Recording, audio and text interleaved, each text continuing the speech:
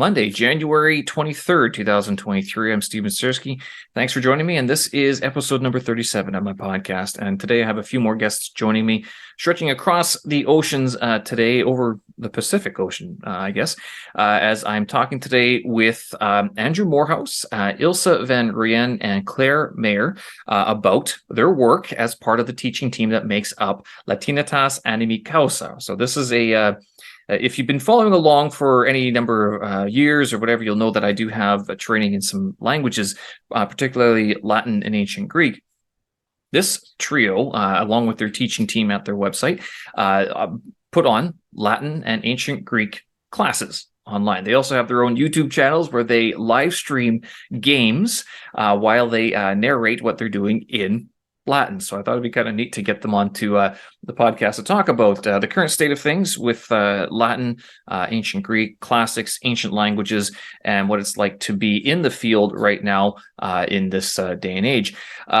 It's an extensive conversation, not for the sleight of heart, but it's well worth the listen, especially if it's something that you are thinking about getting into, particularly the arts or the humanities. It's worth the conversation to at least understand where some people are headed in their professional careers. So this is episode number 37 with Andrew Morehouse, Ilse van Rijn, Claire Mayer of the Latinitas Animi Causa team. Recording has started. Being recorded by the host or a participant staying in this meeting. You consent to being recorded. I do. Yes. Love it. Formalities. It's the formalities you got to go through. Right. Yeah. So I've seen Andrew before. I've seen Ilse before on your YouTube channel. Claire, I've never seen you before. So I record the podcast with them. Ilse and Andrew were the original sort of lock people, and then started adding more people in. So I've taught a class for them on ancient Greek, actually, and I am now, helping with doing the podcast. Wow. So I do have a YouTube channel, but it's very small. Right. Are you also doing Latin speaking as well, or? Yes. Yeah. Oh, okay. So in the podcast, we mostly speak Latin. We do a little bit of Greek as well, but mostly Latin for now. And so we all speak Latin together. I speak Latin in teaching. I'm teaching a class right now at my university, and I'm speaking a lot of Latin with my students. So I'm doing a lot of active Latin and some active Greek, less than I'd like, but yeah. We wanted to, Andrew and I have been thinking about doing a Latin podcast for a while, and we actually recorded the first episode, a pilot, if you will, and shared it with a few friends to hear what they thought. And although they loved it, we just never really got back into it. And Claire was actually Andrew's friend. They first started speaking Latin together, and we met her in her hometown in Massachusetts one day, and we just hung out for the day. It was the first time I really got to see her or talk to her really, and I was just like, she's awesome, right? And Andrew and I at the same time were like, we should ask her to join us. And it was funny, they were actually like whispering on the side. I was like, what's going on? And they were like, well, we have an idea. And so it sort of started in that way. Mm-hmm. So that was the genesis of the podcast, of the Yes. LAC podcast. Yes, indeed. Yep. Right on. Yep. Yeah. Like Ilse said, we've been talking about it for 3 or 4 years, being like, we should do a podcast. And then we never had time. Life always got in the way. And we always let it get in the way. Yes, exactly. Yeah. So. That's the problem with these things that everybody else is doing, and you're like, I could do that. But then the division between the people who say they can and then the people who do, or the people who do, they show up and do it. Exactly. I will say, go ahead.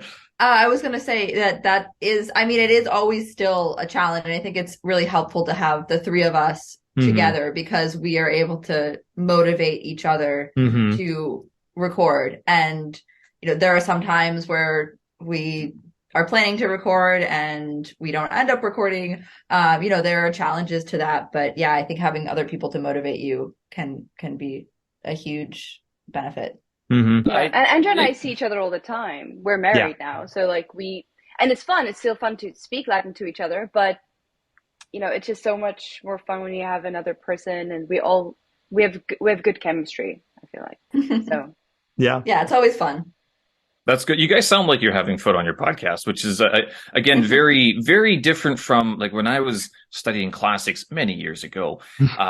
It was Nunti Latini. That was my spoken Latin exposure. So imagine your typical Latin class where it's the grammar translation approach to doing everything. And then when I ask about spoken Latin, they're like, well, yes, there's this radio station in Finland that does it. Right. And it's reading this news. It was either that or Papal Latin, basically. Right. It was, you had your choice. You go church or you go news from Finland sort of thing. I'm like, yeah.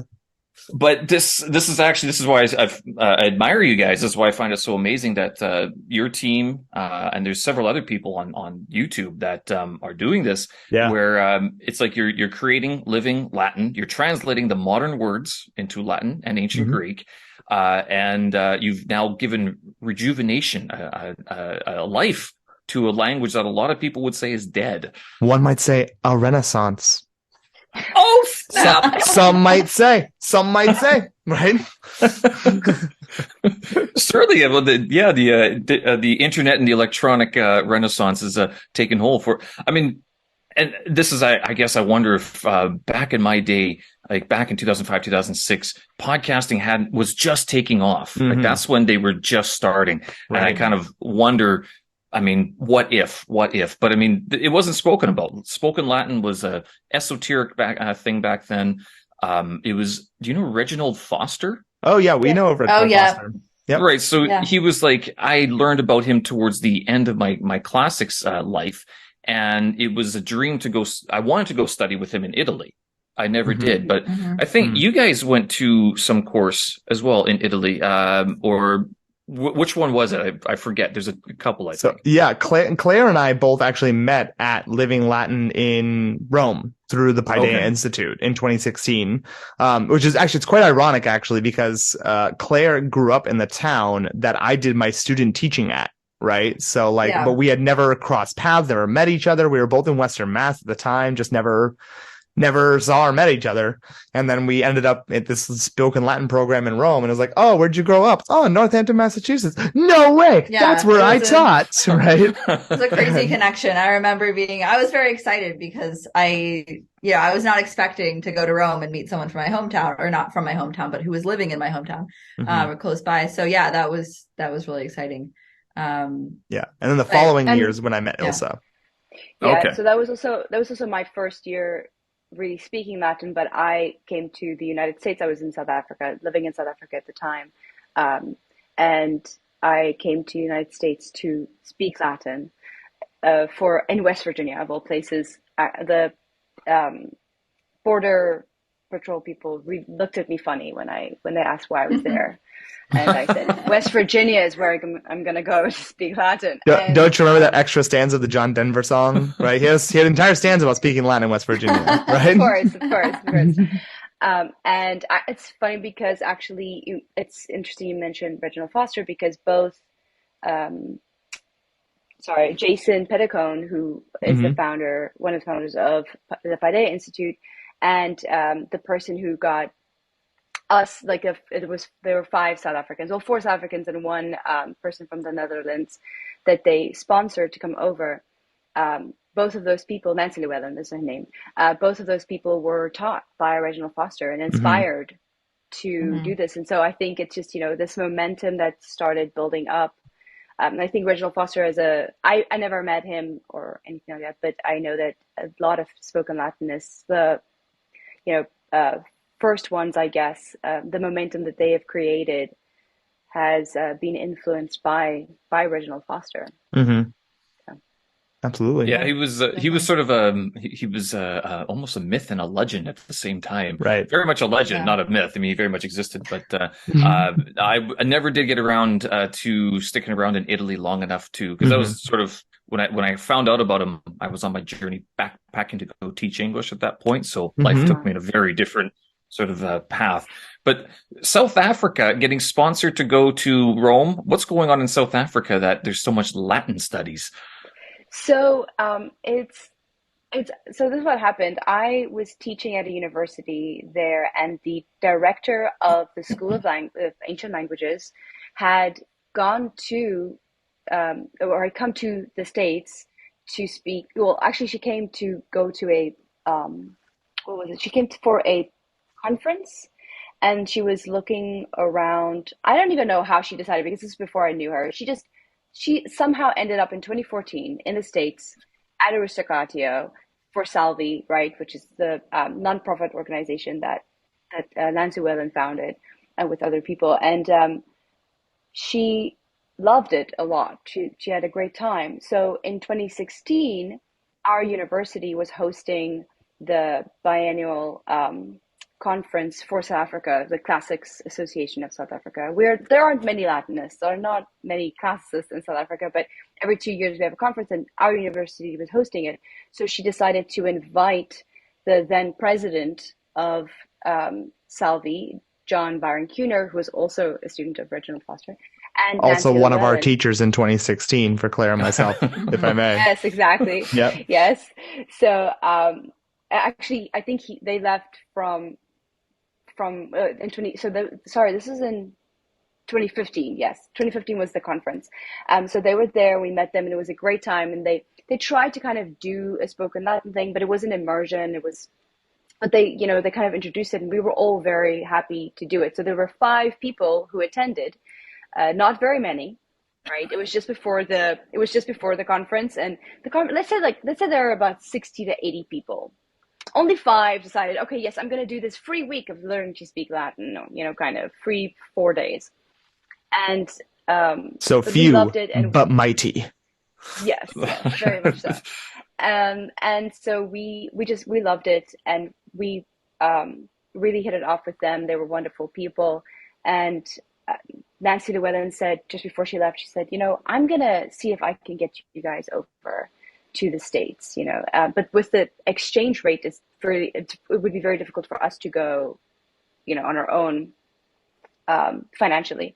And so we thought, okay, yeah, that would be so awesome, but we did not think that was going to happen at all. That was July 2015. And in January the next year, she contacted us and said, hi, I found some money. Oh, wow. So actually, I found out years later that it was her mother, who's now passed away, who donated the money for us to come. And wow. I would be eternally I didn't know grateful. That. Yeah, I didn't either. And when I found out, I was crying. It was a beautiful moment. Yeah, but, she announced it at the Salvi 20th, right, in 2017. Yeah. Yep. Wow. In 2018. 2017. It's the year we met. 2017 is when we met. Oh, And that was also the Salvi 20th. Yep. You are correct. You are correct, sir. Okay. So, yes, she announced it then. So we came over, and we had an amazing time, and I haven't missed a Salvi Rustacatio since then. Mm-hmm. So can I ask, how much in general was it going to cost to send four or 5 students from South Africa to the States? I mean, it can't be a pretty penny. Did you take the boat or did you fly? We flew. Okay. We flew. Okay, let's see. The Rustacatio itself is about $1,000 per person. Okay. Because it covers it's 6 nights, 7 days, 6 nights, right? And it covers room and board, it covers everything, and it pays they have wine and beer, right? That's also, everything is free once you're there, right? Yes. And you all live in this house together, and they really make sure they have this thing about brain food, so they make sure that there's a lot of food. I don't mean brain food like disgusting superfoods. I mean like just they make sure that there's enough food that's good for you as well throughout the day. There are occasionally disgusting superfoods there too, but yeah, I just avoid them. Healthy food, but they're good. Yes. It's good healthy food. Yes, the food generally is quite good. I'm just joking around. Yeah, go ahead. I'm guessing it wasn't raw broccoli and asparagus and flax seeds. No. We didn't take on a super acidic diet. We were good, right? No, they do a very good job of feeding us very well, and then some. Yes, and so that's that cost, and then the tickets, at that time were probably easily between $700 and $1,000. Yeah, by themselves. So it's almost 10 grand. Yeah, and I think actually we were six. Let me think. It was the director. It was me. It was another professor from a different university, and then three students. So So six. we were six. We were six people. Yes. So So what happened to she's very generous. the other five? I mean, because it sounds like it paid off very well. I mean, you've started this Latin podcast. You've traveled the world. You're continuing the tradition. I mean, and the director as well of the school. So Yeah, she also came. Yeah. So she was about to retire in a few years, and she has retired now. So there's nothing really changed there. And then the other professor who teaches at the University of Pretoria, he loved it, and he actually started a spoken Latin group at his university, Mm-hmm. so a lot of students still, and I think they still meet. I know that when I was last in South Africa in October 2020, they were meeting. I went to one of them. And we've had, Andrew's had some students who go to those meetings, one in particular. So, he's kind of keeping the fires alive, although he doesn't use spoken Latin in his classes. And then one of them, I don't know I know he's teaching at a university, but I don't know if he's using spoken Latin. And then another one is one of the very few, and when I say very few, maybe 3 teachers in South Africa who teach Latin at a high school level. high market demand, or I mean, he must be raking in the cash. Unfortunately, no. So it's very few schools have it. Mostly they're all private schools who do have it. Yeah. The school system has changed a lot over the last 20 years. They're trying to find a good balance for after the post-apartheid, trying to find a good system. There's a lot of changes. They're just trying to figure it out, and that takes time. Overhauling an entire system many times to find the right one. Yeah. Does South Africa follow the UK sort of British tradition of like you have to have Latin or Greek representation in the curriculum, or because Canada, which is where I'm from, they got rid of any sort of Latin classes back in the 60s. So that was we split away. Yeah, that sounds about right. That sounds about what like South Africa has definitely stopped doing that. And so, yeah, we don't really have any classics representation. And if you think about it, very few people really have that Western background, like right. the demographically, right? So that's not something that's super important there right now. And it's also disappearing from programs where it is required, like theology and law.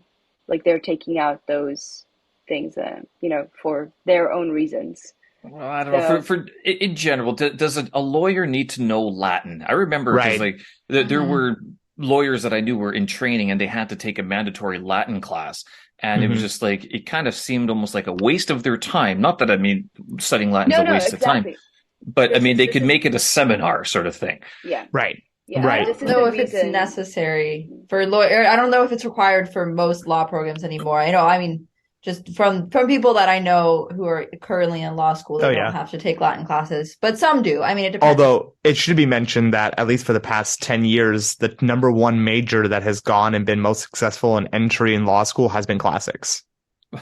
Yes, I've heard, that is true. I've heard I've sort of heard the same with business. They study history. Like, who's it? Jim Rogers is a famous classicist. He's not a classicist. He's a famous financier who studied at Oxford, which was like, what? This guy studied at Oxford? He's not the poster boy for the Oxford Classics School. Let's put it that way. Right. Yeah, absolutely. I mean, like, and go ahead, Ilse, sorry.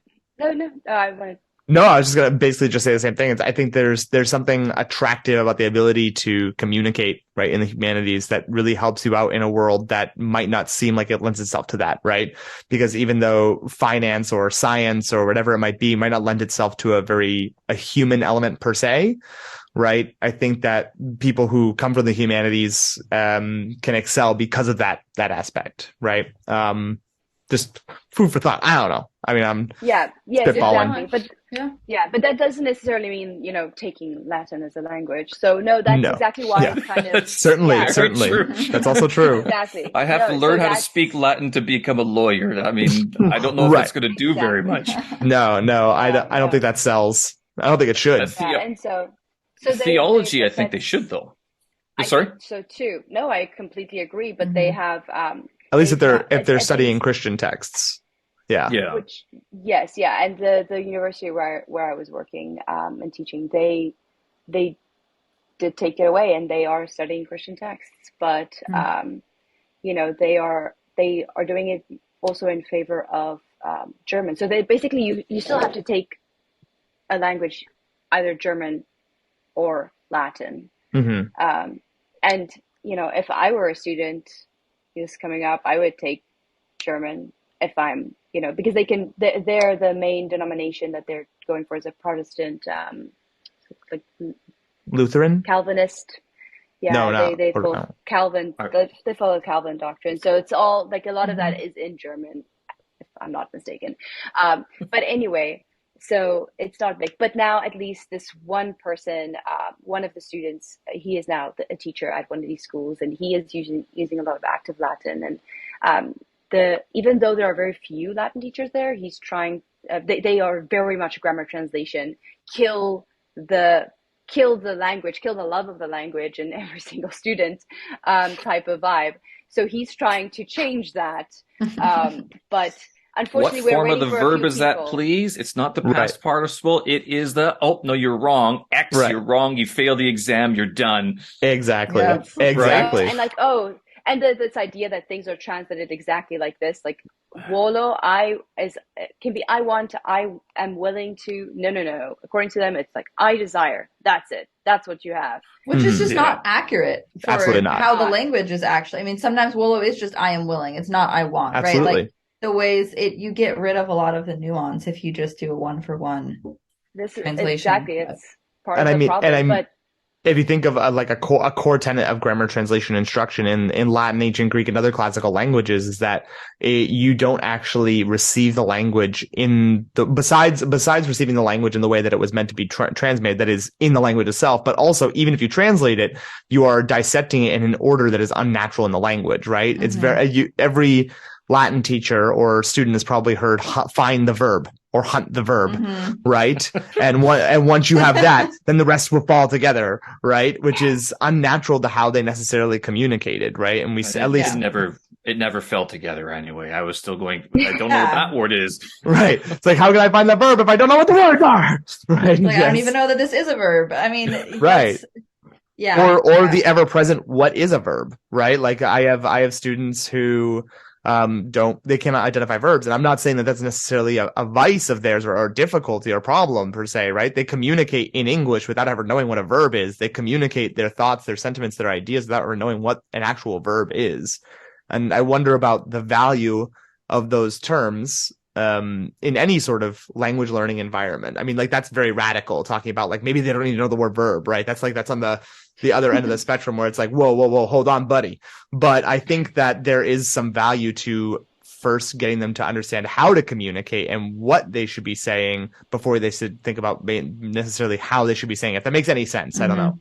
Well, I can relate because actually one of the reasons I want to get you guys on the podcast is because I was doing this ESL course, the Delta module 1, and the first part is all theory, and one of the first part deals with the theories of ESL teaching or teaching a second language, and they talk about grammar translation, and one reason why it was so it's held sway for so long is because of the Latin and the Greek, the classic tradition, where that was forced upon people. Right. And I relate this now to my own self, find the verb, and I'm studying Chinese and going, I don't know what the verb is. I don't know what the character is. Right. I have no clue. It's not a verb. It's not an adjective. It's not a nothing. It's a character whose sound I can't figure out by looking at it. And I don't know what it means anyway. So forget the verbedness. I just don't know what it is.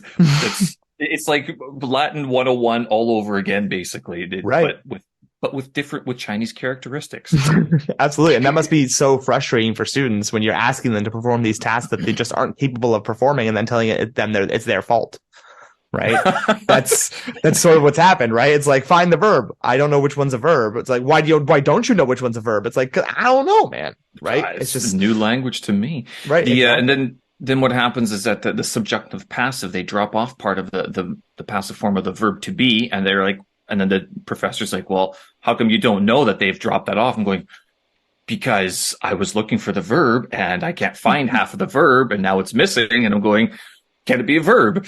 Right. And that's super frustrating for students. And I think that there's a lot to be said about that, but I don't want to get too far down that rabbit hole. Yeah, I think we could all talk about that for a long time. Right. Yeah, and I think actually that's one of the reasons I might have gone away from classics. I knew that like when I graduated from my master's degree, it was one of these things. I looked at who was in the department first of all, because it was like the people involved.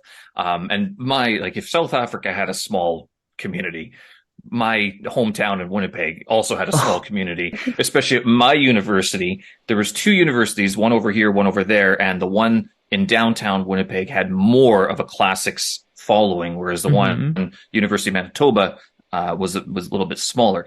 But I just saw it wasn't just the job prospects. It was just that I was going, what am I going to do with this? And studying classics would not lead me to travel the world and backpack, which is really what I want to go do. I want to go to Italy. I had visited Greece before, but I want to go to Italy and see that stuff.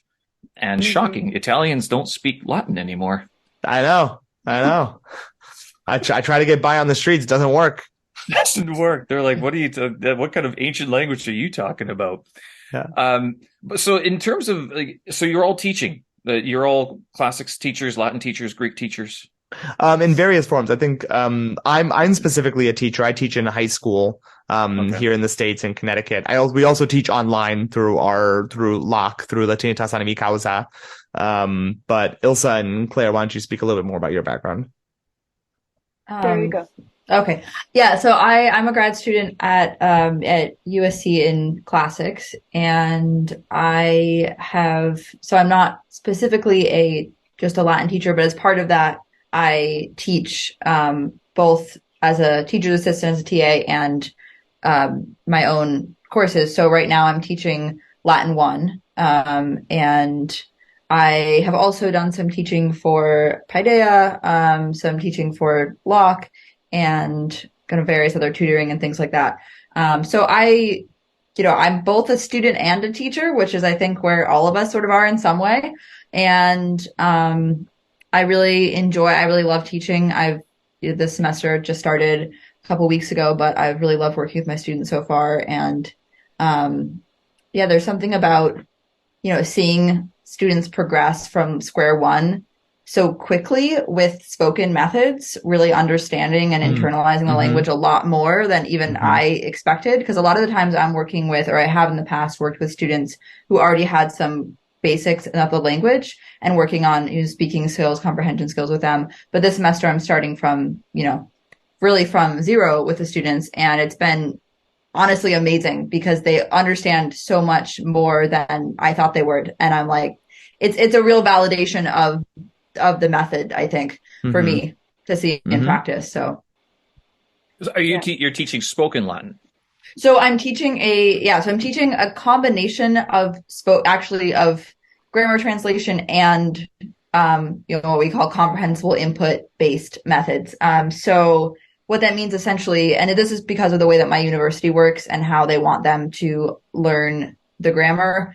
So they do require that students learn a certain amount of kind of explicit grammar in the language, which means that I have to do some of that. So I do have to teach them, okay, this is what a verb is, this is what a genitive is, this is what, all of those kinds of terms. But I have flexibility in terms of how exactly I do that. So that means that I'm spending at least half the class, if not more, in Latin. And then for the rest of the time, so a lot of times we'll do a lot of reading and spoken activities. And then after that, we'll discuss the grammar based on what they've already internalized from the reading and spoken activities. So that they already have a mental representation of that in their mind when we get to the grammar part. So we were doing Orberg, we were doing Lingua Latina per se illustrata last week, and we're using that as a main textbook. And, for example, we're working with genitives a lot right now. So we might see Aemilia est, no, that's not a good example. Marcus est filius Julii. And then, once they've seen that Julii and that genitive over and over again, then when you get to actually talking about what is a genitive, they can understand because they have that picture in their mind of what it is. So I think that has really helped because like combining those two methods, but working first with the more comprehensible input based stuff, which maybe we should explain what comprehensible input is, and then doing the more grammar translation stuff after. Right. So you do focus a lot on the grammar, just to give them something to visualize in their mind, and then you work off of that to the spoken. So I think the other direction. Opposite. Yeah. So first, you speak first, and then you do. Yeah, exactly. So what a lot of the beginning of the class will be speaking and reading comprehension, and then go to the grammar. And so it's a lot of it is me gesturing, or maybe I write on the board a set of words that can help them if they don't understand. Like, okay, say this again, iterum. I'm doing the hand signs, like these hand signs that we can use, or words kind of to clue them in case they're getting stuck. But a lot of it is kind of talking, gesturing, maybe saying an English word once in a while when it's, not a word they're familiar with. So if they're learning, they haven't learned cantare yet to sing, and I say cantat, and I say he sings or something, right? And so using that, but they get it, they pick it up pretty quickly, I think. Right. What's the percentage of English, or I'm guessing it's English and then Latin, right? You're not functioning in a different language as well? Yeah. Right, so, what's the percentage of if someone doesn't know? Do you have a lot of beginners? Like you say, you're teaching the intro course. I mean, yes, yeah. They're not speaking Latin going into it, or is it their first exposure to spoken Latin?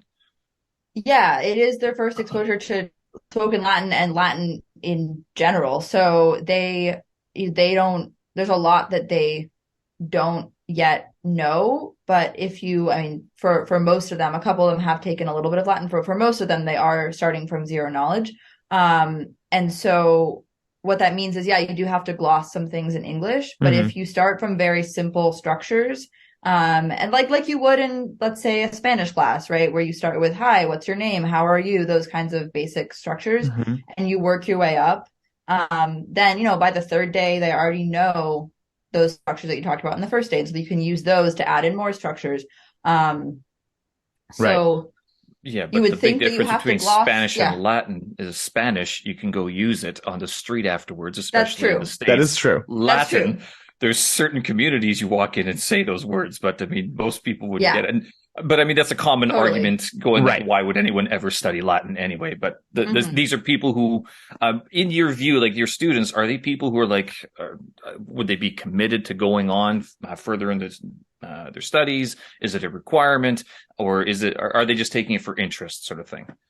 My students, some of them are interested in studying it further and interested in, I have a student who walked in the first day and said, I want to become fluent in Latin. So, there are students who want to continue. There are some that are just taking it because they need it as a language requirement and they thought it looked interesting. But I would say, at least, a few of my students have definitely expressed interest in continuing on, and it's very early still, so we'll see. That's pretty neat. So Ilse, what are you teaching? What are your courses that you're teaching this semester or this year? Oh, Ilse? Sorry, I apologize. I missed that. I had to change my headphones. Sure thing. So what are you teaching these days, this semester or this year? What's your main focus? So I am what Claire is doing now, I did last semester. I'm also a PhD student here at Boston University, and so last semester I taught Latin 1, the first semester, and I've gone through the whole thing. I am now teaching Latin 2, so the second semester, so I have a lot of students carrying on. I have a few new students who have done Latin before and took a placement test and are now in my class. We've had only one class so far, but the biggest thing is that the biggest reason why I think students, why I want to use this method is because students love it. They just love it. I was Mm-hmm. worried on my first day. I was worried that I'm going to get there and they are going to hate it. They're not going to want to speak because everybody was telling me, oh, they take it because they don't have to speak it. Right.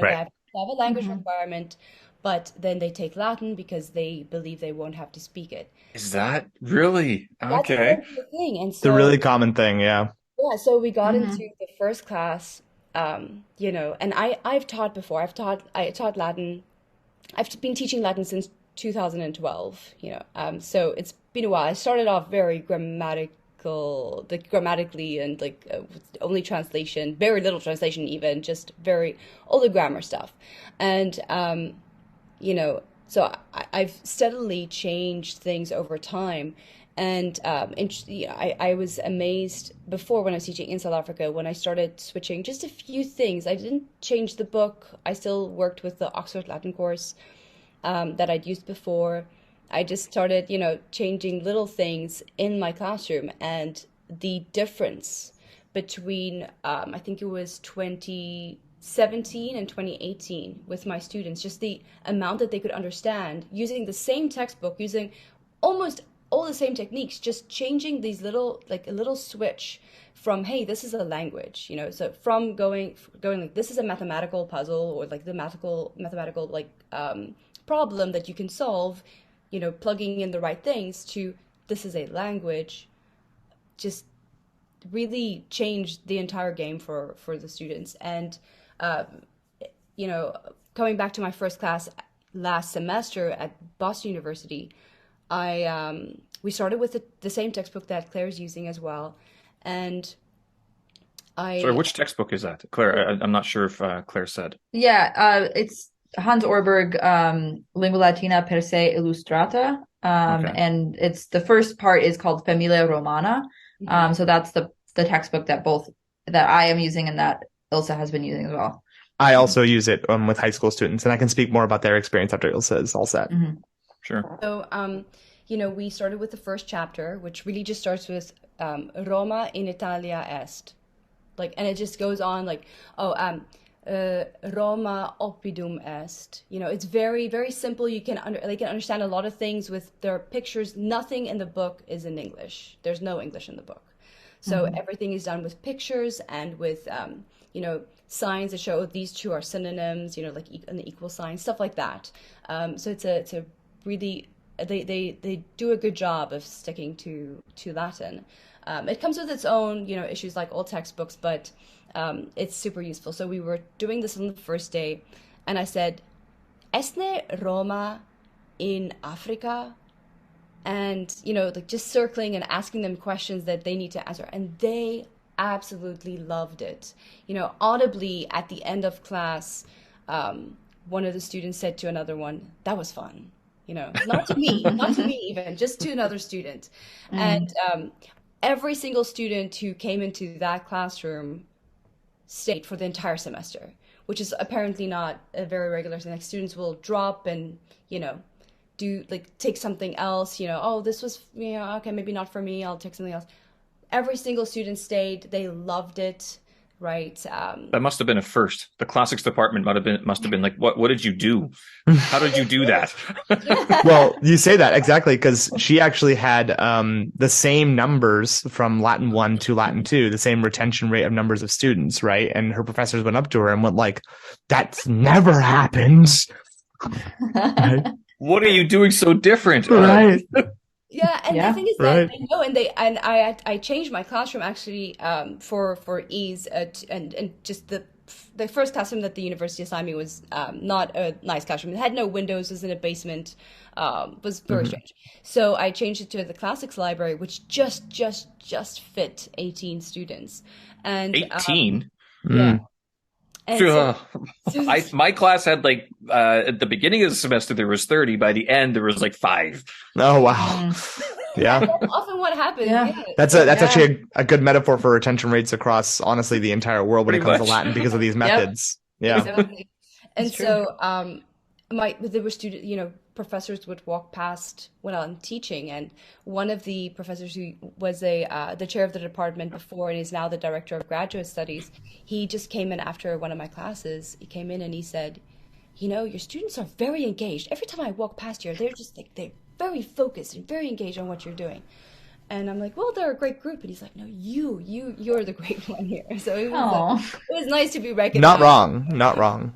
I'll even say that I think there's because having traveled and taught in very different places, I can say it very much comes down to a teacher as well. Like there's only so far students' enthusiasm can go before you really do have to be a decent educator, a good educator. And it sounds like you actually care about teaching. So Latin is just the vehicle, but I think it's you as a teacher that are able to actually do this, which is good. We need more people like you.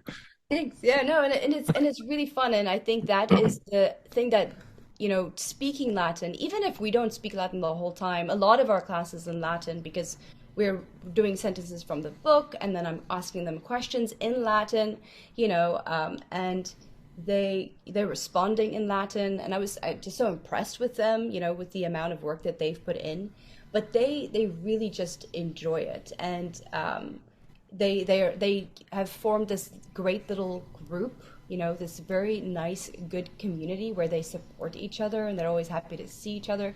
The first day of class last Friday, I walked in and most of them were already there, and they were just chatting away, so excited to see each other. And I have a few students who didn't continue because there's one student who wants to do Japanese, for example, and another student who's now fulfilled the requirements and Latin doesn't fit into her schedule right now.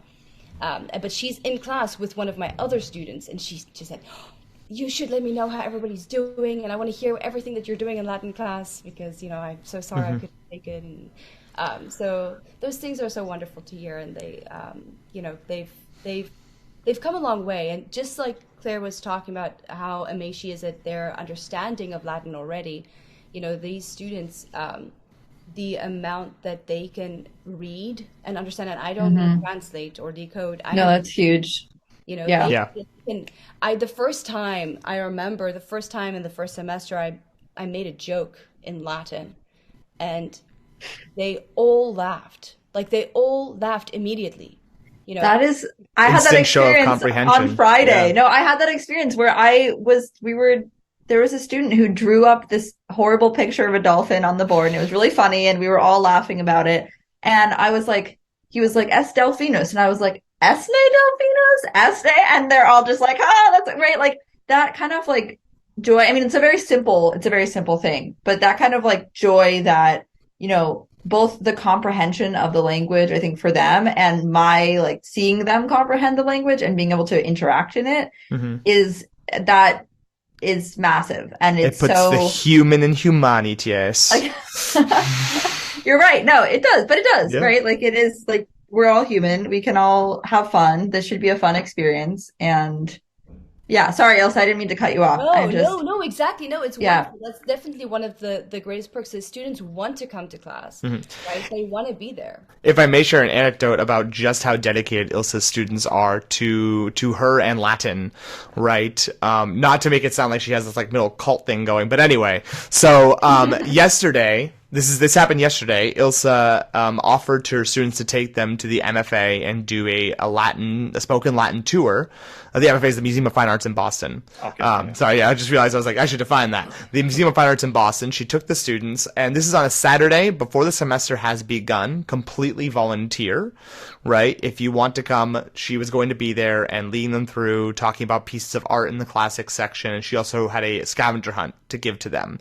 And of those, 18 students who had originally signed up, 7 or 8 showed up at least. And then the student who signed up for Japanese and is no longer taking Latin with her semester also came, right, just to be a part of this, right? And a couple of students who signed up for this semester who hadn't even had you yet showed up, right? So there are something like, 9-10 students who have shown up on a Saturday, college students, mind you, college students on a Saturday, right? With not even classes having started, are coming to take part in a spoken Latin tour and spoken Latin scavenger hunt and running around the museum looking for pieces of art whose descriptions are written in Latin, like children going for Easter eggs, right? It's just absolutely, it's an absolute joy to see, and it's a testament to Ilse's impact in her classroom. Yeah, they loved it. They loved it. Yeah. He has done the same type of scavenger hunt with his students as well, his high school students. Yes. But that's a field trip thing that I don't know if they have a choice, but I think a lot of them would definitely They do have a choice. And they do have a choice. The answer is always yes, because if they don't, then they don't get, the parents are like, what else are you going to do? You're not sitting around at home. Right. No, but there were students who in this year's field trip couldn't participate for one reason or another, and they stay at school and they go to study hall, and then we come back from the field trip and talk about it, and they're all like, why, I wish I had gone. And I was like, same. Yeah, I missed out, man. Right? Yeah, absolutely. So Claire and Ilse, you're at universities, but Andrew, you're in a high school. Correct. Yes. So what's the difference? Yeah, there must be a difference. there is a big difference. There's a lot of factors that change when you're in a high school versus when you're in a college classroom. So, for instance, when Ilse described and Claire described the idea of circling, that is sort of asking a question in several different ways, around and around again, like "Esne Roma in Italia? Sane Roma in Italia est. Este Roma in Graecia? Non est in Graecia." Like all that.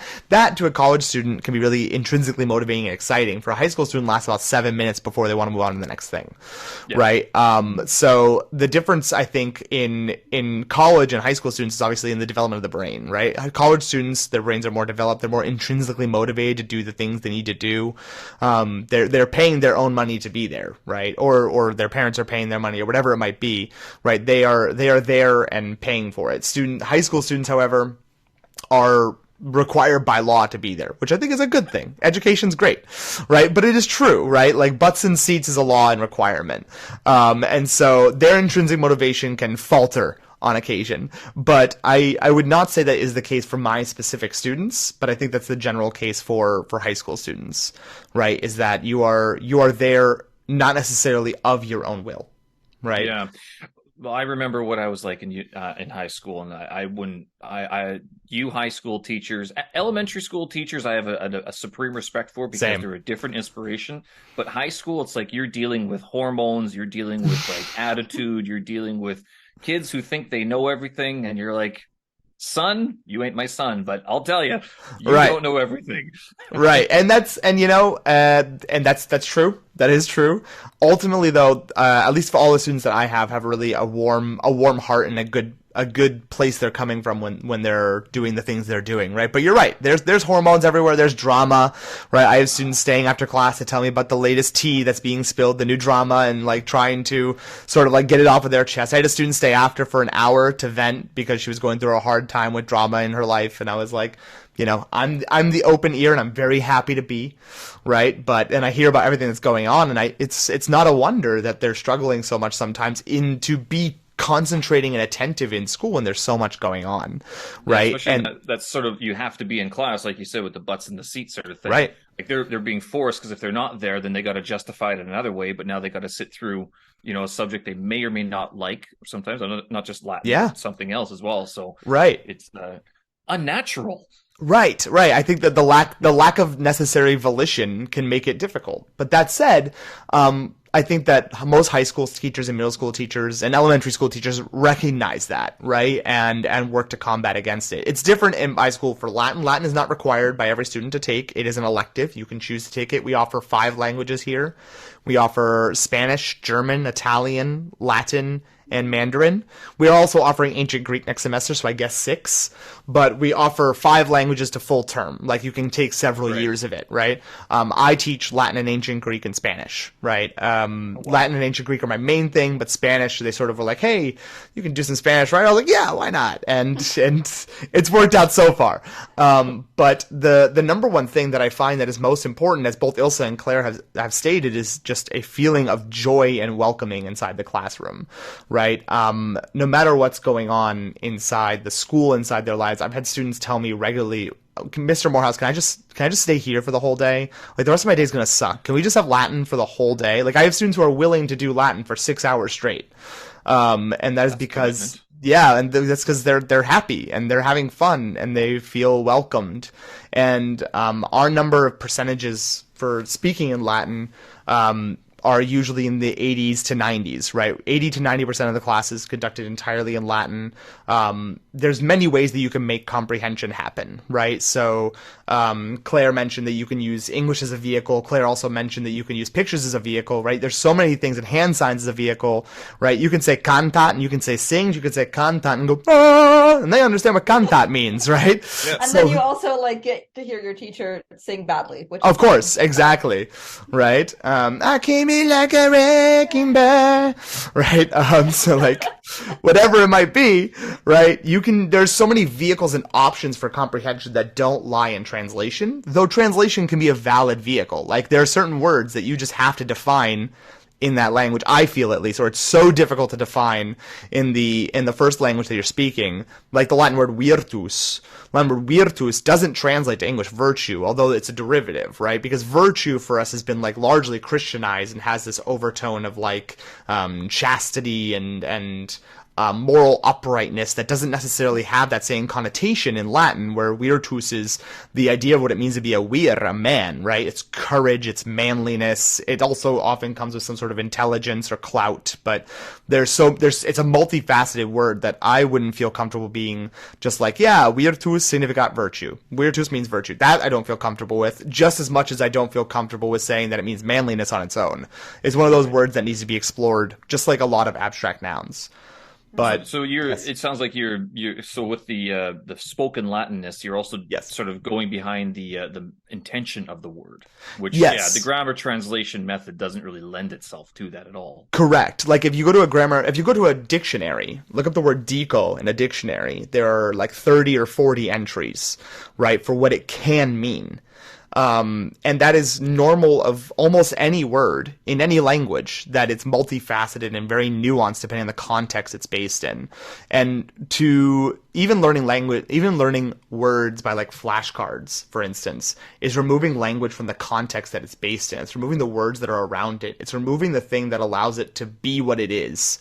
It needs to have context. It needs to have real meaning attached to it. It can't just be like, listen, dico means I say, you know this now, done. Because it doesn't always just mean I say. It can mean I establish. It can mean I order. It can mean I determine, right? It can mean a bunch of different things. And so, but if you say like, if you use it in a sentence, right, and the sentence you've constructed is in Latin and everything else is comprehensible, then they can get that nuance and that difference. And that is part of what we're trying to foster in this learning, is that it can't be one-to-one.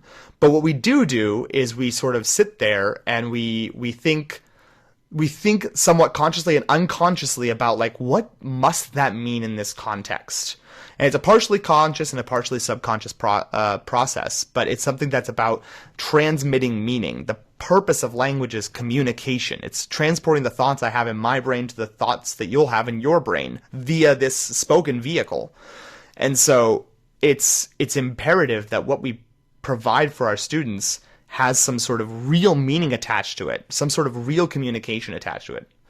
And so that's part of what makes it so compelling for them. Because it's real. It feels and is real. And so they the Roman, right? Right. Yeah. Right. And mention was made earlier of like the argument often is for speaking Latin, but why? Right, but why? This is even an argument that was made by the SLA theorist Bill Van Patten in one of his podcast episodes. He said like, well, why do speak ancient languages? Because there's no one around to talk to, which I also is not think entirely true. There are people that I've had conversations with where Latin was the only common language we had. Right, I taught in Italy in October, in Florence at a weekend immersion event with Greco Latino Vivo, and my Italian's not very good. It used to be pretty much a lot better. It's not very good now. But therefore, in order to speak to these people, I have to speak in Latin, and they have to speak in Latin, and there's no other option, right? And so we have real meaningful conversations, and the force the language carries with that is so real and raw and human that you just can't get if you're just translating. I think it's also one of these things where you're able to, because they don't know your language, you don't know their language, but then you know a mutual language, Right. which is what Latin used to be for so many years. Right? Exactly. And But now, yeah, being go able to ahead. function in that language that was largely relegated to the textbooks and the Right. libraries. Now Right. it's not so much anymore. Exactly, which is quite fascinating that it's had the sort of the renaissance it's having. And I mean, ultimately, I mean, our ultimate, I think, highest goal, and almost everyone will say this who does spoken Latin, is reading, right? Is being able to read Yeah. ancient texts with fluency, right? And that is reading and comprehending in the same moment, right? True reading. Yeah. And speaking Latin and interpreting messages in Latin that are delivered to you in Latin, all those things are going to foster that ability to read a lot more than being able to pick out which of the 30 definitions of deco in a dictionary it might be in that context. This takes me back to trying to translate Greek with my middle little and Oh, looking at yep, some yep. of the entries and going, which one is it? And Right. so, like back in the day, I used to write out a vocabulary list, but Mhm. I didn't know which one it was because my translation skills then were still kind of horrible. I get that, And it yeah. was like I wasn't taking in the whole sentence or the whole paragraphs or the context of what the word was being used in. And dare I say that this did affect my language studies, not just in Latin and Greek, but later on as well. That being able to look at a dictionary with 37 entries and going, it's none of those, it's this one. Right. I mean, if you've never been exposed to that and being able to understand the context, and I do have this problem with Chinese, where there are so many words or characters I don't know, how do you know the context? Then how do you know which definition to use? And Right. so it's very tough, especially if you're studying on your own. Of course. Andrew, I would be interested to know, and same with Ilse, your Japanese student or former student, if you ever said flashcards don't work, and the Aha. Mandarin Chinese students would go, but I have to, because Right. if I don't know the characters. But are any of you at all involved in Egyptian hieroglyphics? Because I know that's usually the trifecta of the classics, like Latin, Greek, Egyptian, and Egyptian uses hieroglyphics, which is very different from Right. studying Latin and Greek. Does anyone deal with Egyptian hieroglyphics So at all? I think Ilsa's done a bit of that. I have little to no real experience with Egyptian. I have friends who do Egyptian, I but do not Right. either. Yeah. No, I have I haven't gotten there no yet. experience. I did do Sanskrit. So did I, yeah. But that uses also sort of a sort of alphabetic system, right? It's not like a syllabary or a what's the word? It's a picta something that uses. Yeah, pictographic language. Thank you very much. So that's not what that is, but it's not the same. So Ilsa, I don't know what you can speak to concerning that, and I also want to add some things about my flashcardy statement in a minute. But first, Ilsa, what was your experience with hieroglyphics? So I took I audited a course on hieroglyphics taught by somebody who didn't really know hieroglyphics, but very interesting, and wanted to teach. So That's the grammar translation at its finest. I Right. don't know what I'm doing, so Well, I'll just default yeah. to this. math professor, right? If it's the guy I think it is, then yeah, I understand where it's coming from. Where Yeah. Ilsa's coming from, yeah. It's more of a, I mean, I'm not trying to knock him down. He tried, and I learned some stuff, right? And he obviously prepared for classes and so forth, but it was basically just using a textbook that I can't remember the name of, and trying to understand as much as we could, right? But This sounds exactly like my grammar translation experience in high school. Like, he showed up to class prepared, he tried his best, I learned some stuff. Right. Sounds like my grammar translation experience in college. Yeah. Not in most cases, but there are definitely cases where you have had classes and it's clear that both us and the person teaching the class are not understanding what's going on in a certain part of a reading. Does anyone know what's going on? Does anyone know what's going on in Thucydides? No. No one knows what's going on. No, yeah.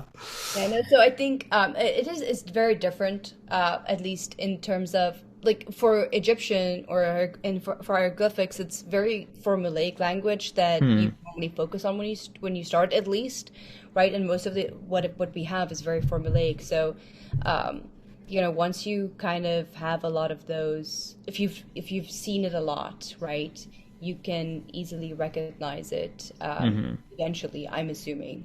I never spent enough time with it, unfortunately, to get to that level.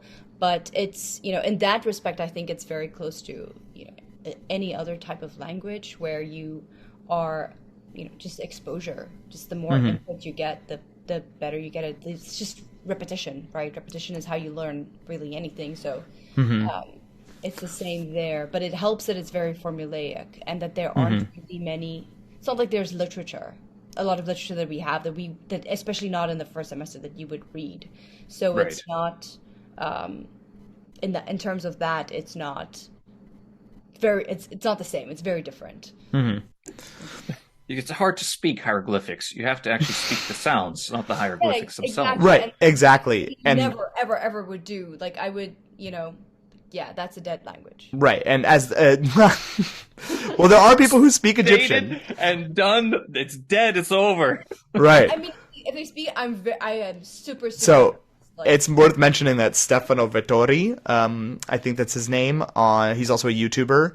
He goes by Rumak also because he has done some Etruscan. Rumak is Etruscan. I also did some Etruscan in college. A lot of fun. I learned from Rex Wallace, who is a good egg retired professor from UMass. He's the guy that, like, if they find a new Etruscan inscription, he's the guy they fly in to figure out what's going on with it. Like it was super interesting. But anyway, this guy Stefano Vettori does speak and write and read Egyptian, right? But yes, it's super impressive. And as you said, Stephen, before, like, it's with pictographic languages like that, where what you're seeing is not representative of sound, it's not representative of phonology. It's a very different animal, right? It's a very different sort of path that you have to take to attack it. Now, and I mean, I would stand to reason. There's a lot of classes I've seen, at least on like Teach Fluency and other websites that do comprehensible input-based instruction. There are Mandarin classes, and I think a lot of it starts first with a lot of oral input and output, right? Yeah. And then you start to attach characters to these notions, these words that are already built inside your head. You know what I mean? I think that's part of how hieroglyphics would work too, is first you do oral, and you start to create this notion, and then you show the symbol, and then you say, that's what this word you've been saying the whole time is. Like, got it. Right? Because you need to I think you need to have, and this has been mentioned both by Ilsa and Claire, this mental representation, right? This is the term used in SLA theory, second language acquisition theory at this point, to describe our, like, mental image and not comprehension, but our mental image of what a language should be or is, right? When you say, I put the cup in English, that sentence doesn't feel complete, right? It feels incomplete because put requires a prepositional phrase to sort of complete its meaning. Where'd you put the cup? I put the cup where, right? And that mental representation is that feeling that creates that tension of like, ooh, that's not a sentence I would say. Right. And doing all this input of accurate language as to the best of your ability is what creates that mental representation. And I'd imagine for pictographic languages, then you just attach images later. But I've never taught a pictographic language, so I would want to do more research on that before I did. Yeah, there's studying Mandarin. I mean, well, with Mandarin, they start with pinyin, and even the Chinese kids here, they start with the Romanized or the Latinized version. Oh, interesting. Of the word. So it spells out the character in English letters using proper diacritical marks or tone marks or tone markers. There's only 4 tones in Mandarin. There's 8 or 9 in Cantonese. Wow. Whereas Japanese doesn't have tones. Ancient Greek has tones, though. It does. I never appreciated sort of the importance of tones because we weren't speaking it. It didn't matter. Right. Although sometimes translating it, if the accent was on a different letter, different vowel, it would change the meaning. Absolutely. But I can honestly say that Mandarin Chinese is horribly difficult. And the grammar translation methodology of learning Chinese didn't work because I don't know if any of your students or if it's talked about like, oh, just start reading, you'll pick it up as you go. you cannot do that with characters. Right. Like, same with Right. which is what fascinates me about ancient Egyptian, is that there were people who looked at that and went, no idea what that means, and then people actually figured it out. Kind of like Linear B guy, not Right. Chadwick, the other one. Ventress, Michael Ventress. Michael Ventress. Yeah. So Yeah. that story actually always kind of inspired me a little bit to Yeah. take on hieroglyphics. Yeah, that is a good story. No, so the idea of mental representation, and this is kind of the shift from a grammar translation method to using more spoken Latin or whatever the languages, especially ancient languages like ancient Greek and Latin, is just going from a content-based class. So here are all the rules, right? Rules are little facts that you can just learn, right? And not the application of the rule, just the rule itself. That's kind of that focus. It's like somebody giving you a rule book for soccer, right? And you're learning all the rules, but that doesn't mean you can play soccer. Okay, so but unfortunately, that's kind of what Really? What do you mean it doesn't mean I can play soccer? I've heard. So There go my dreams of becoming Messi. So this is what we have. We're teaching kids all these rules and then expecting them to just be able to apply them. Right. With very few examples. Right. A lot of grammar textbooks just work that way. And, that's a very content-based class. Whereas what I emphasize also to my students is this is a process-based class. Like learning a skill is a process, right? And so it's what mental representation, how that comes into this analogy, I guess, is how if you are watching a sport, you've watched a few games, right? You might not understand all the rules, but you have a good idea of what's happening, right? Right. And then if somebody does give you some of the rules as you go, or right as you have after you've seen a few games, you can understand those rules a lot better, because now you're not going from let's say the label to what it is. You're going from what it is to the label. You're adding the label later, and that's really how our brains work. So it's much more intuitive, and it just works so much better for students. They don't have to struggle with all the rules. In finishing this Delta course, one of the parts that we had to do for the exam was parse a sentence, and I've never used the word parse since my Latin days. Right. And I was afraid of using the word parse a sentence in English because I'm like, it's English. I have no idea what I'm doing. I just teach it because it pays me decent money. Right.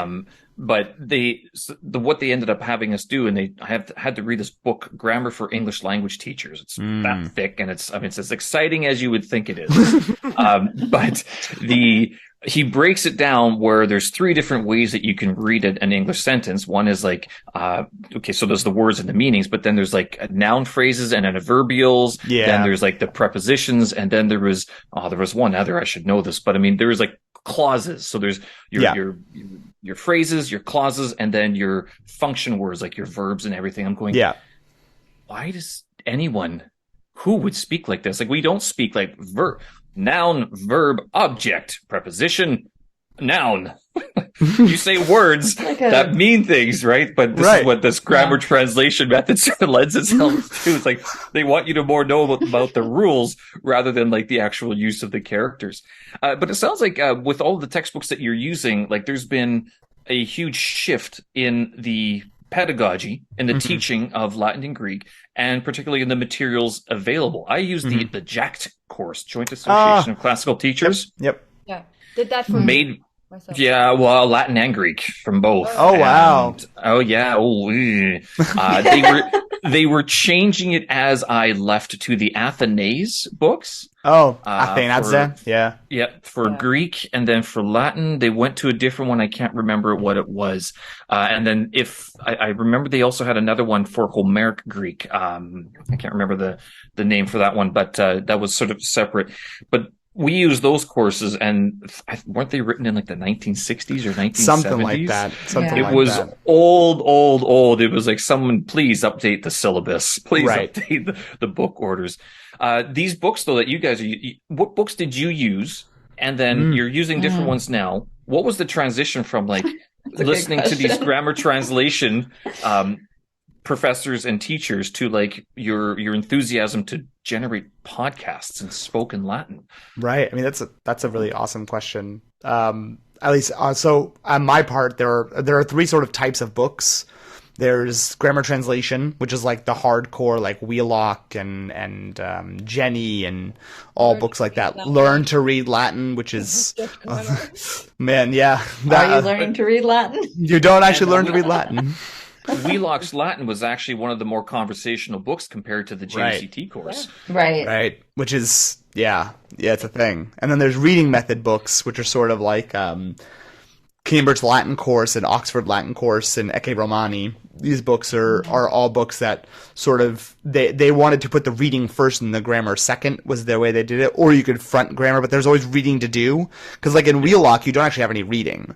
You have sentences, isolated sentences that have been pulled out from pieces of literature without their context. And then you have 5 words glossed out of a 6-word sentence. And that 6th word is your vocab word. And then you've read something. Right.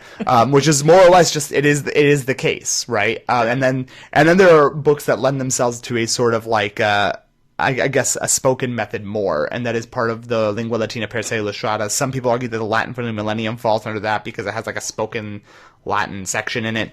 But, it's like Responde Latine. There are like questions. Yeah. Yeah. So, but the Lingua Latina, that per se illustrata has been around for a while. A very long time, yeah. Hans Orberg, along with others, were doing this like this whole like nature method thing, right? It was called According to the Nature Method or the Natural Method. There's a book that exists Italian according to the Nature Method. There's French according to the Nature Method, and there's Latin according to the Nature Method, which eventually became Lingua Latina per se illustrata, Latin illustrated or explained on its own, right? And everything's in Latin. And that was sort of the rationale for this whole book series, is that the languages are taught with only the languages themselves and using pictures and diagrams and other things to establish meaning. And that's the textbook that I used. Definitely not the textbook I used starting. In high school, my textbook, are you ready for this one, was Latin for Americans. Oh, there you go. Right, yeah. Can't find a better title than that one, right? And like, they'll love this book. Right. It says America in the title. Right, exactly. And it's a weird book, man. Like, it's a weird book because, so it has the reading method idea behind it, right? And it starts out sort of in Rome, but then it takes this weird dovetail into like Columbus's voyages, in not, I would say, a good way, right? And the book itself is also like idiosyncratic in its use of Latin. The words that it tells you that it means, it's like, oh, how do you say yes in Latin? They teach you benigne means yes, which does not. Okay. Just doesn't. So it's just, so the actual Latin quality also in it is kind of wonky. So that's the Latin I grew up on. And then I transitioned to Virgil, and then in college, I took a fundamental Latin course because I was like, I'll just do some review from high school. I finished high school through advanced placement, which at that time was all Virgil's Aeneid. Right, the advanced placement program allows you to get college credits, right? So I read 1,800 lines worth of Virgil's Aeneid, and by read I put that in quotation marks, right? I decoded poorly 1,800 lines of Virgil's Aeneid, and then in freshman year I took my like Latin 230 class, which was like, you're not in literature yet, but you're gonna be soon. And the textbook they used there was Disque, which was written by one of the professors there at the time. Also a largely idiosyncratic book for different reasons. And then I just started with literature, and that was it. And I actually was an enemy of spoken Latin until my first year of grad school.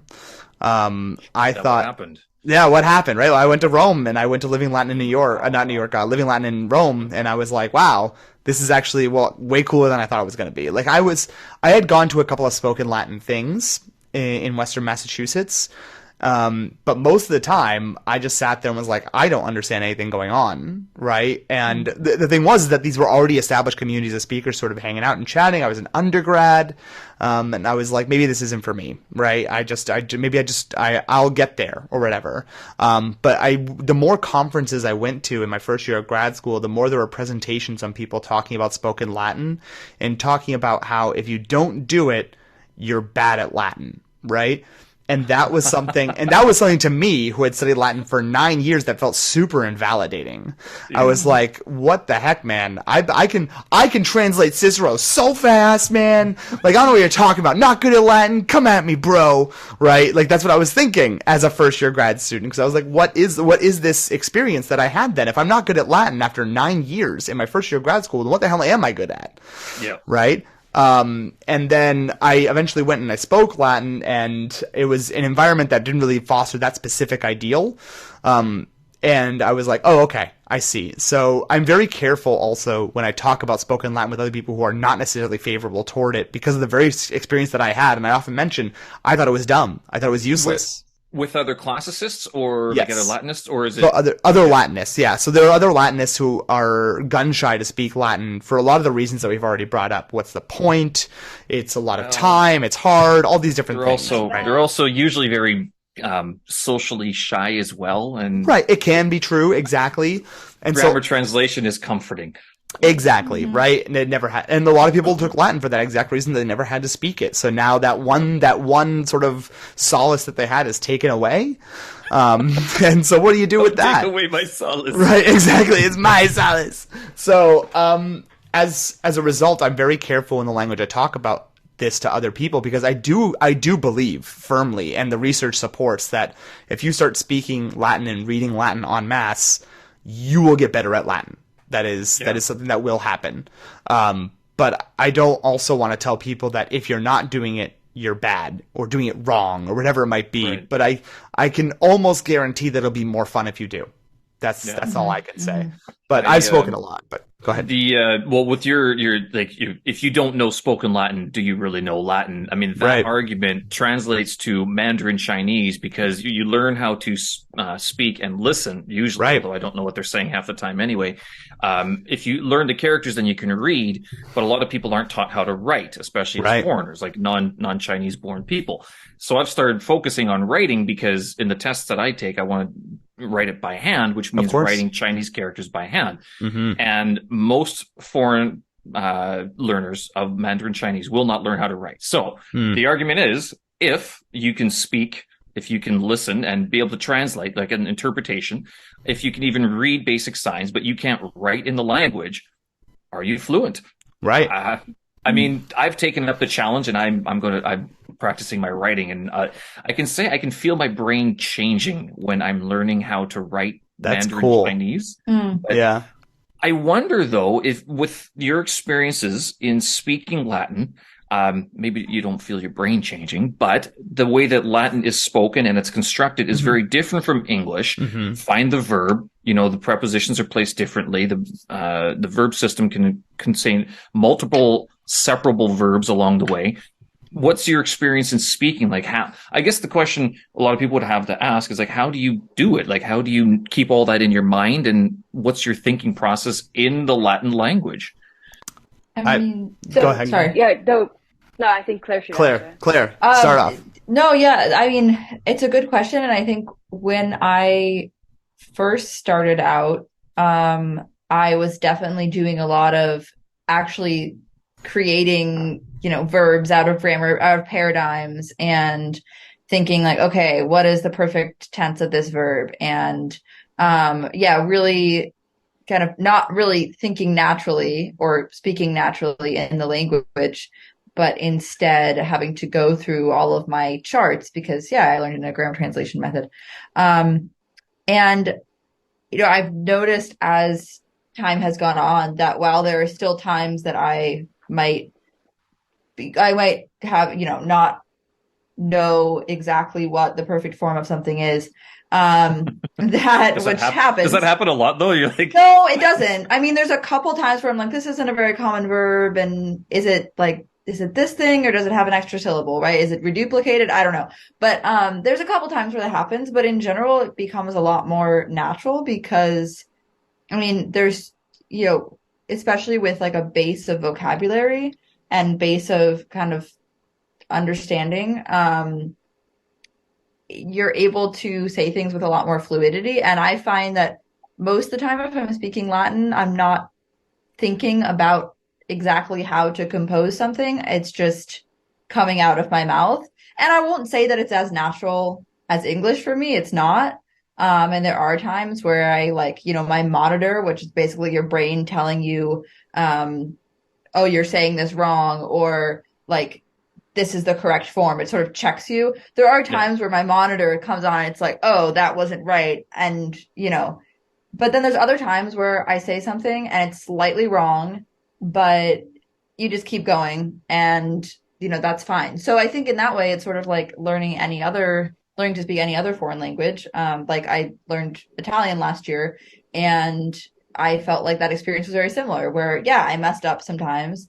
But eventually a lot of things became more fluid and I didn't have to think about how to form a verb. I didn't have to think about, is this the right formation? I just said it.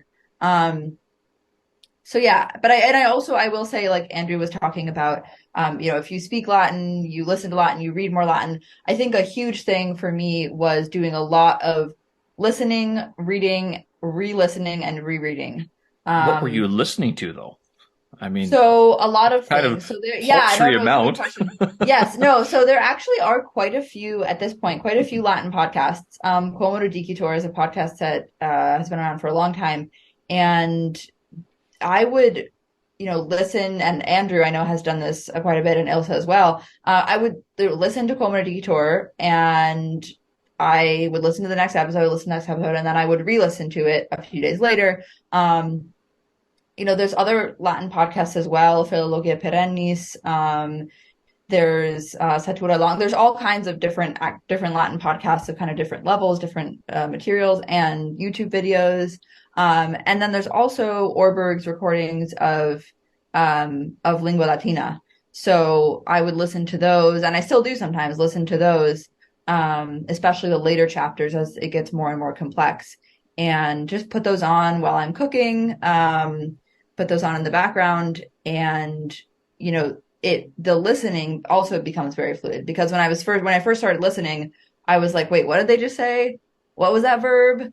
I don't know what it is. And then the next time I would listen to it, I would already have that context. And we're talking about, being able to incorporate kind of new words and new structures into context. When you already have that context, you know what they were talking about. Even if you didn't catch every single word, then the next time you listen to it, it's going to become a lot more fluid.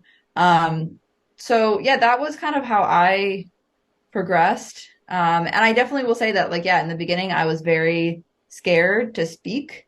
It's nerve-wracking. You have your own kind of language ego that you're putting out there. And even up until really a few years ago, even though I had started speaking Latin in 2016, technically, I wasn't practicing very much. I didn't have very many people to practice with until a couple of years ago. And, I think, a few, maybe like a year before we started the podcast was really, really when I started speaking a lot more, and becoming more comfortable with that. And a lot of that was me just deciding that I was going to do it and deciding that I was going to make mistakes, and that's scary, but that's... So who were you speaking with at that time? Because, as Andrew mentioned before, sometimes there's a pushback in the community where they're like, what are you wasting your time for? Why are you doing that?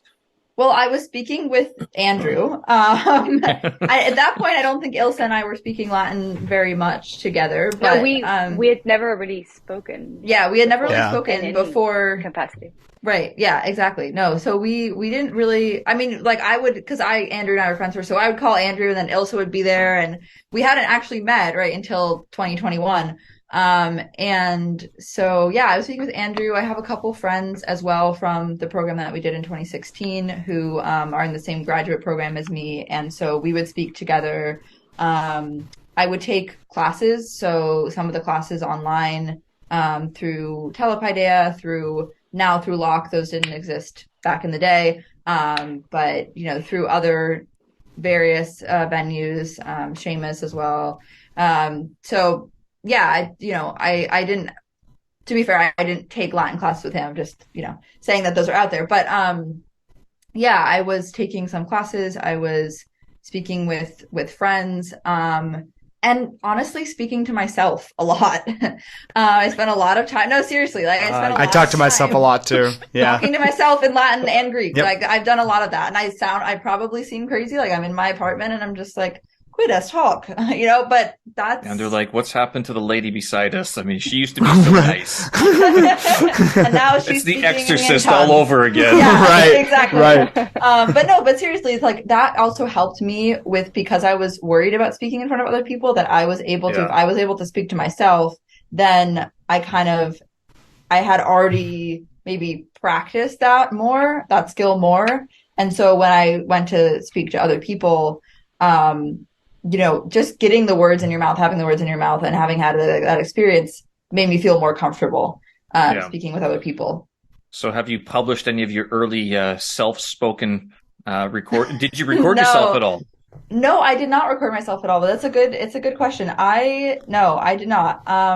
They're cringy. I have early recordings of me speaking various languages, and it's just like, I'm not brave enough to publish these just yet. Right. I did that in Italian, and I would like to go back and look at them now. They're probably really cringy, but I did an update every 2 weeks when I was learning Italian. Yes. And I'm sure they're awful, but yeah, so I didn't do that with Latin. But I do have, one of the other things that I did do, which I think would be a good thing to go back and look at, is I did a lot of writing and a lot of like prose composition. I don't want to call it prose composition because I wasn't using not a textbook necessarily, but I was, writing down. I wrote in a journal. I would write in a journal in Latin or in Greek. In Latin. Yeah. Yeah. Or Greek. Well, which one? Or how? Both. So I would alternate sometimes days, one day in Latin, one day in Greek, or I would do a week in Latin, a week in Greek, depending on. Yeah, so I do have those, and that would be interesting to look. Would you write the same things? Like, were you writing like one? You were just translating from Latin to Greek, or what was it? No, it was like a journal about my day. I would say this is what I did today, but in Latin. So I would say, okay, well today I went to the grocery store. I did this. I had dinner with friends, and then I would write maybe some thoughts on something I was reading or what I was thinking about. And so it would depend on the day. But that's commitment. Yeah. How long would it take you? In the beginning, a really long time. I mean, I usually only would write like a couple small pages, so it wouldn't be very much. But in the beginning, definitely much longer. And then it started getting a lot faster, I think, when I was doing more and more speaking. And so not too long, like maybe I'd spend 20 minutes doing it. Okay, so it's a decent 15, amount. 15 minutes. But I would also be writing more, so then I would be able to write like larger quantities. And you were doing this on your own. You weren't working out of a textbook like those. Was it North and Hiller books that are so famous? So mostly on my own. I did work a little bit with Bradley Arnold, but I did not like that very much. I did work when I was doing Greek composition. I did work a fair amount with Eleanor Dickey's book, which is really good. And I was doing some exercises in that to kind of start out. And then I started when I was journaling. And I think I journaled a lot less in Greek than I did in Latin. But in Greek, what I got really into was actually just writing stories and prose composition in general. So I started writing, not just journal entries, but I was actually taking a prose composition class in Greek with Seamus MacDonald. And that motivated me to do a lot of writing, but I kind of continued doing that because it was fun. So a little bit of working with textbooks, but mostly I found, especially the Latin ones, to be quite boring. Rigid? Yeah. It was like Stiff? the army. Yeah. It's like these crazy sentences. It's like Wheelock sentences, but you have to write them down. Yeah. So that didn't work out well for me. I missed it all. The one I graduated from my bachelor's. I took a year off, and then when I went back to do my master's, I found out that they offered the one Latin writing course when I was not there, and I was like, WTF? Like you could have just like what? Honestly, why? And they would never offer it again. Again, it was a small classics department, so I mean, can't hold it against them. But it was very hard to self-start writing Latin because life is faster than me writing Latin. And I'm so impressed, Claire, that you're able to do that. I mean, and to be fair, I have not done it in a while now, partially because life gets crazy. Yeah. And I'd like to start it back up again and get some of those habits going.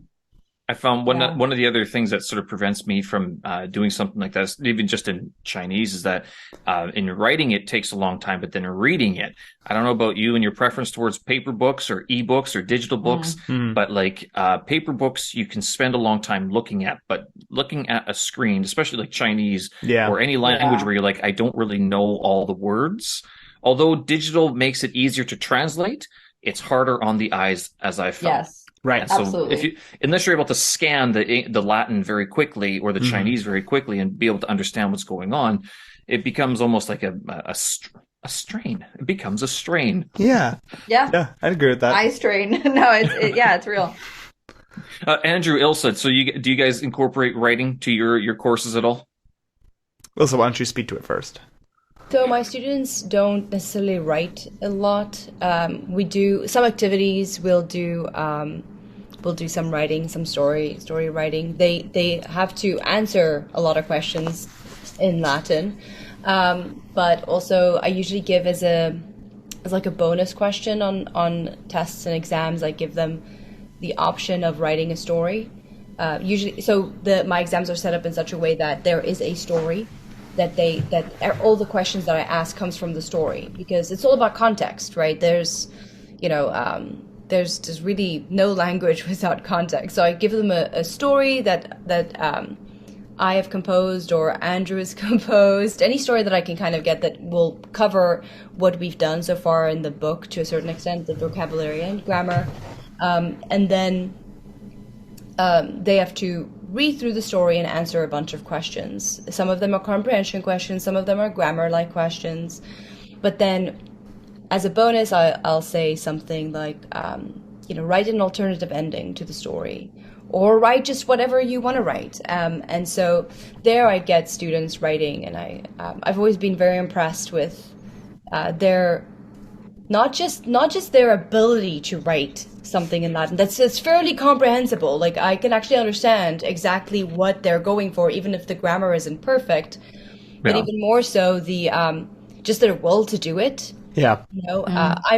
I struggle with writing stories because I feel often that I'm not very creative, even in English. Right? That's not a Latin thing, and unless I'm very inspired to do so. But I give them more time to do it after. Like they don't have to finish the test in the hour if they're going to write the story. Some of them stay behind for like 20 minutes to an hour to write a story after they've taken a test. So I'm sometimes just very impressed with their gumption, in all of this. But so they enjoy that. That speaks more to your teaching abilities. I think that you're inspiring to. I want to call them children, but they're not children. The students, the learners. I call them the kids, but they're little adults, Right. So they do enjoy it, They like making up little stories, and a lot of them are super, super cute. So sometimes I'll just highlight some of the ones that I especially found interesting. Always make little notes like "bye-bye," which means wow, Yeah. And Andrew does, I think, a lot more of that. It's a little bit more difficult in a college class because we just don't have enough time, and we're expected to do all the grammar right within 1 year. Just like I think it was for Claire as well. So I think for that reason, that's a big part of why we don't do more written composition. Because you have to do it a separate course. I think there's no comprehensive Latin or Greek course. They're all sort of, it's Latin in translation or something like that, like where it's Latin 101, but you're not expected to write. There's no writing component, basically. Requirement, I should say. Right. Yeah. I do a lot of writing in my Latin classes in a number of ways. So there's a lot of story creation that happens in my Latin classes. Students really like to express themselves with stories. Sometimes they're funny and cute, as Ilsa students are. More often than not, they're a little bit disturbing and gruesome. There was one story that was written, I swear, I was like, do I have to send this to someone in an office? Like, I think that there's something, and it's two of my sweetest young girls. They wrote this story that I was just like, I'm afraid. Like I'm like, but it was generally, it was actually okay. I talked to them about it, and it was fine. It was just they thought it was funny, and I was like, I'm not sure this is actually funny, right? It's like let's talk about what humor is. But anyway, it's a different lesson, not for Latin class necessarily, but so they do a lot of story writing, and sometimes I will have them manipulate a story that already exists, as Ilsa does too, right? Is like change your ending, write it from a different perspective, like write it from the perspective of this character, write it from the perspective of this character, add a character that didn't exist before, and see how the dynamic of the story changes, like a bunch of different things that activate their creativity, but already have a structure or frame they can work around. Very, very rarely will I hand out a piece of paper and just be like, write me a story. It doesn't happen very often because like that's so daunting, right? Like you have a blank page in front of you to fill it. But if they already have some sort of material to work with, I'll do that. Sometimes as a warm up, I will write the beginning of a story, 4 sentences or 5 sentences. I'll be like, all right, write 5 more sentences. How does the story end? And what that does is that it gives me a ton of generated content that's at their level because all the students are generating it, and then we read them together and we decide which one's our favorite, and it's super compelling because all of them wrote it. And so like all of them are like, that who wrote this, what who wrote this crazy story, right? Or whatever it might be. And all the students are really invested in understanding the language, and they forget they're learning. Sometimes I'll talk about a picture, right? And we'll talk about things that we know about in the picture or things we don't know about in the picture. And then once we've talked about the picture, I'll be like, all right, write a story that this picture would be the illustration for. And the picture can be of anything, right? That I decide is fun or entertaining or compelling in some way. Maybe it's a cow kicking another cow or something. I don't know. So are you seeing like 100% participation in your class? How many students do you have in your high school class? So my high school classes vary in size. I've had next semester I have as small as like 6, but I've had as big as like 18, 20, 21, something like that. Generally that's the class sizes of this school period. I think by contract we're not allowed to have more than 24. So 24 is sort of our cap. So the sizes vary in range, but I think the average probably falls out around like 13 to 14 students. And I do see 100% participation. Yeah. Like I almost never have to say to a student, okay, come on now, get to work or whatever, because I try to make it feel less like work. Right. Wow. If they're writing a story, a lot of them are having fun doing it. Right. And they're just like, yeah, let's do that. Can we write the story again? Or can we play this game again where you speak Latin to us? And it's like, oh, I guess we'll play that. You got me. I guess we'll play that game again where you have to listen to me speak Latin for 25 minutes and do the XYZ thing, whatever it might be. You got me, right? So like I will also throw those things in as like those are the treat, but then they'll ask for the treat and I'll be like, but the treat's really good for you. The treat, it's like when you give it's like when you give a child like something that they think is really tasty and it's not, or I don't know, like you know how like you give broccoli covered in something. The metaphor's gone, but there's something there, right? Where you give them a treat that's not really a treat, but it is a treat. I don't know. Like a real granola bar. It's a bar of granola. Right. And this is terrible. It's right. Not healthy for you. Right. But then, like, you know, you get them convinced that the granola bar is really tasty or something, or whatever it might be. I don't know. Like, I often tell my students that, and everybody else, that I'm just tricking them into doing more Latin. Right. And actually an activity that I got from Andrew is basically you take a bunch of vocabulary words that they've recently done and you give them one word at a time and they have to make one sentence with that one word, but you split them into groups and then they'll each write a story. So the first word that you give them, like let's say it's lupus, wolf, right? Then they make a sentence, each group makes a sentence with wolf in it. And then you give them another word and they're all the same word, so they have to make another sentence, but the sentence has to kind of form, it has to be a connection. It has to be a story. Yeah, a story. So I did this once. My classes are only 50 minutes at a time, so they did about 4 or 5 words, and then we read each of the stories, and they absolutely love it. Yep. Because they like hearing their peers talk about like their stories. Because they're like, "Oh, this is funny, right?" I mean, they get really into it, or they're like, "That's ridiculous. That's absurd."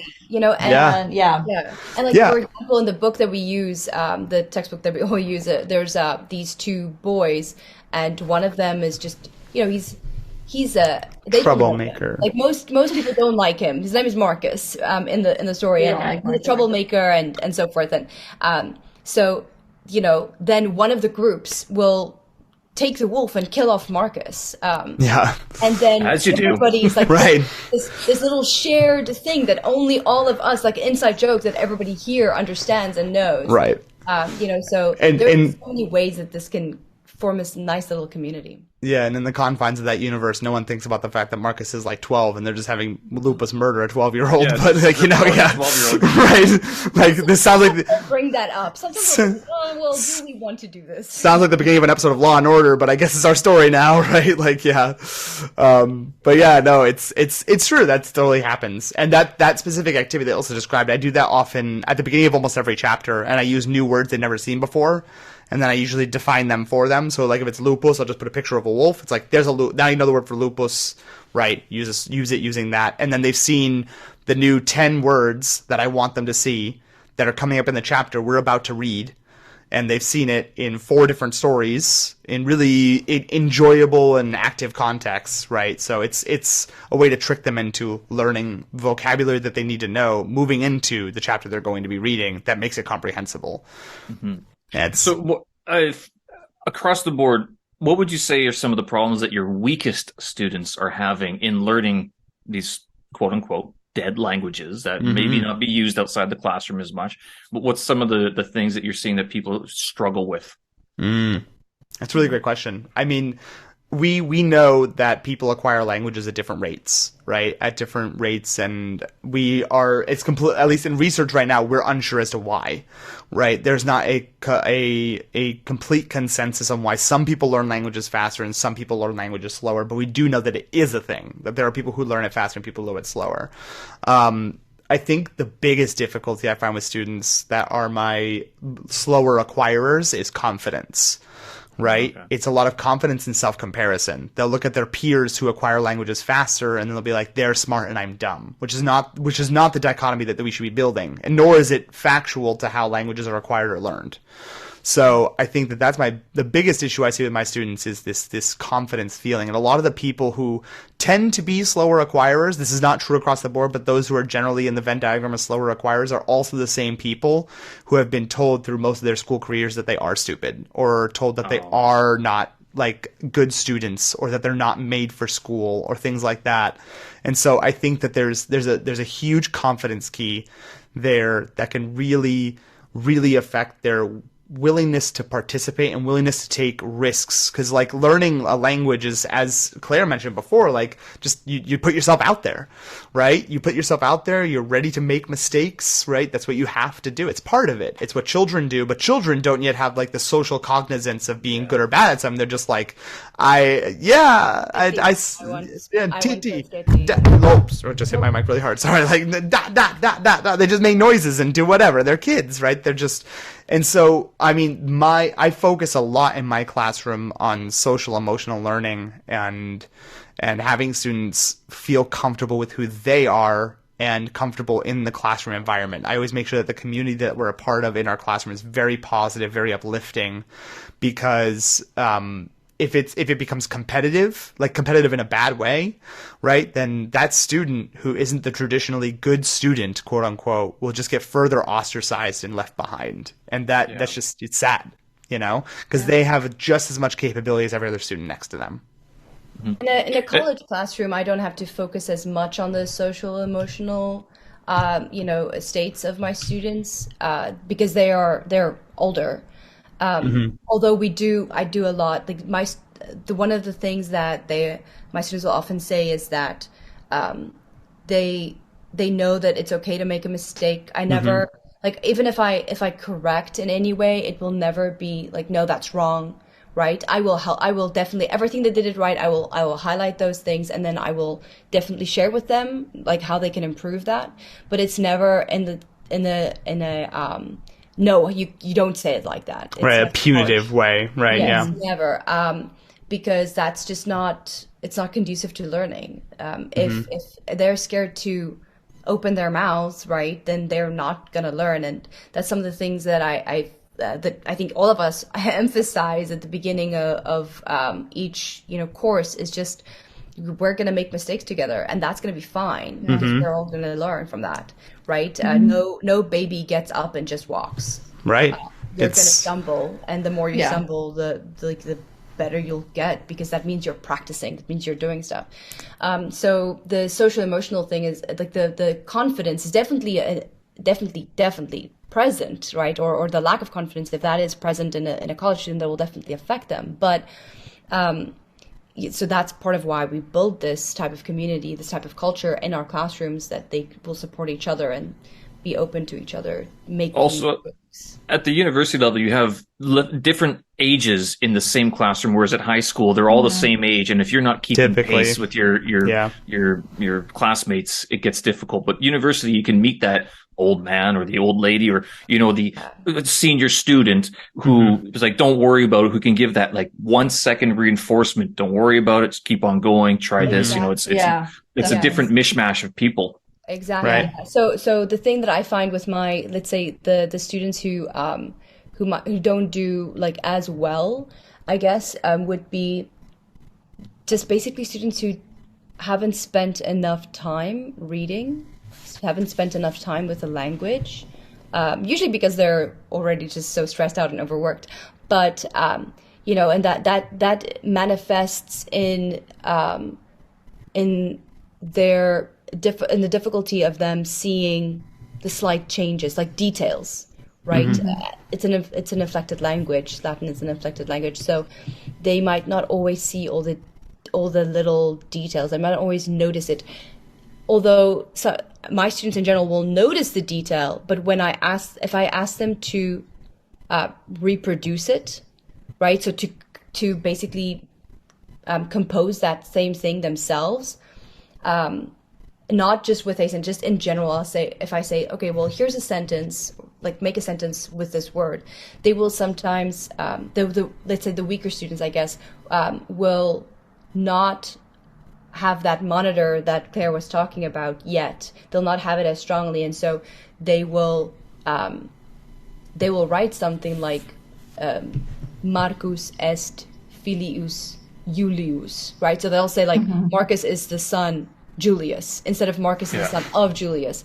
But I also have, like, most of these students by, you know, like the third week, you'll see students like automatically, you know, fixing that if they do say it. But there definitely are still students who don't. Like, they don't notice it yet. And I think a lot of that is coming from just not having read enough. But they can written out their grammar tables. Yeah, they gotta write out those grammar tables. Yeah, so the thing is that they can read it and understand everything. Right? If they read it there, it's a different type of skill. It's a different type of your brain that's processing that. But it's just in the production that they might not be as on point. Which always lags behind anyway. Yeah, no, I've had the same experience with my students so far. And I mean, I've only had them for 2 weeks, so it's very hard for me to say right now, but I can already, I mean, there's already things that like I can see. And I would say my experience is similar to Ilsa's because we're both at universities.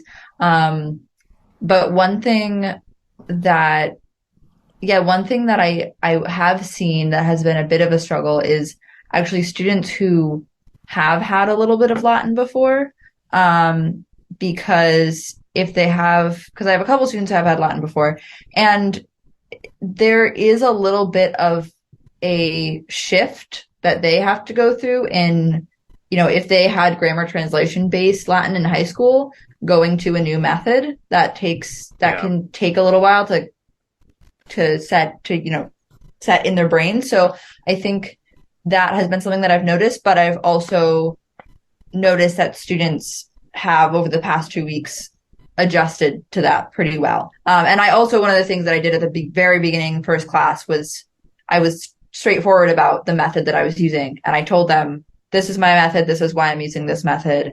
And so I think they were kind of primed for that. But still, if you're, you know, used to learning all of the grammar tables and you go into a Latin class where you're doing a lot of reading and a lot of speaking, listening first before going to the grammar, then that's going to be a little bit weird for you. And I understand that. So Yeah, and also, students who have had some grammar will be like, "Oh, what case is that?" And because they know they've learned it before, but the other students haven't learned it yet. And so I have to sort of be like, "Okay, well, we haven't gotten there yet. I mean, maybe I'll tell them after class, we'll have a conversation about after class, but we haven't gotten there yet with the whole class. We'll learn that in a few weeks, right?"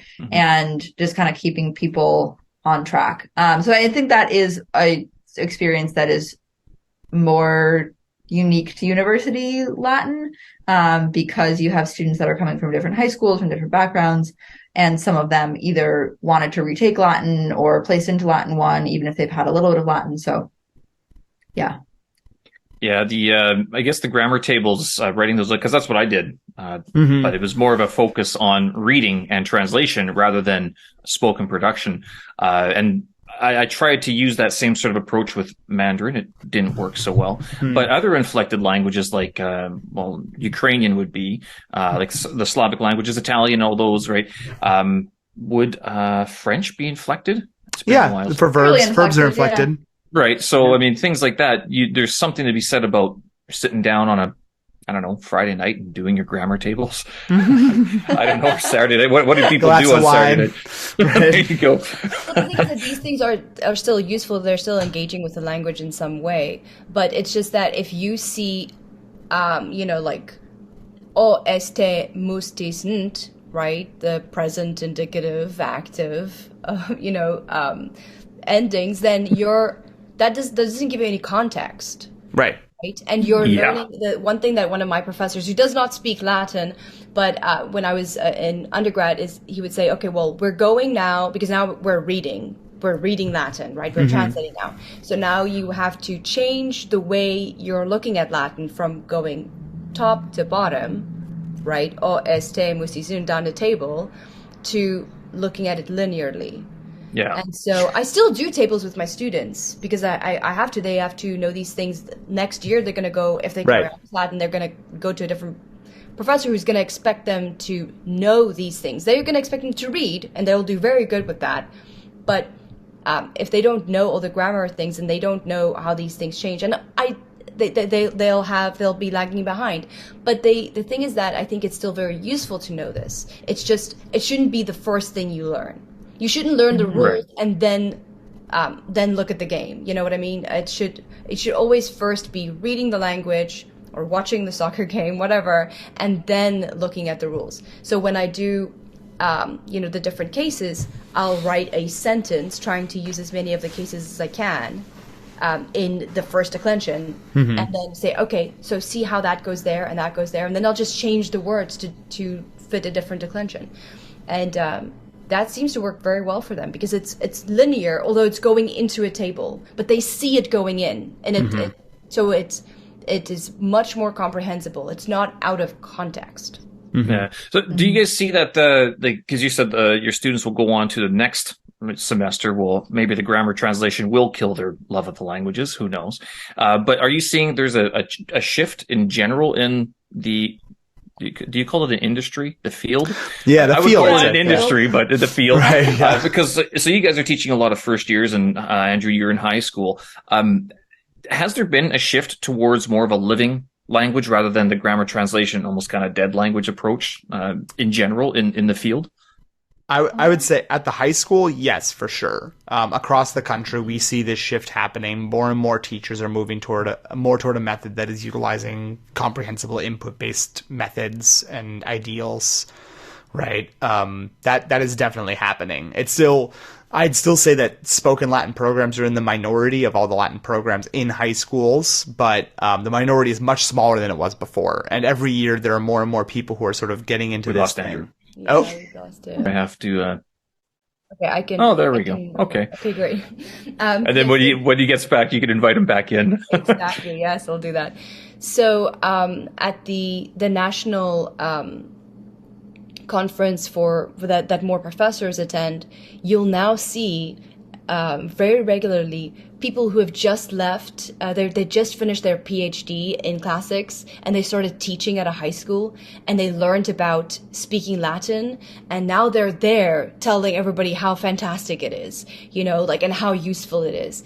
So it's kind of that's been an interesting thing to see how that is catching on. But at the same time, a lot of professors, you know, it's not there's that pushback.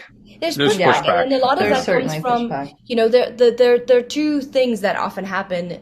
The most common, I would say, is one, oh, that's just not for me, right? That's just not for me. That's okay, you can do it, and that's great. I'm like, but that's scary, and it's not for me. Some professors will outright say that it's scary. Most of them probably wouldn't.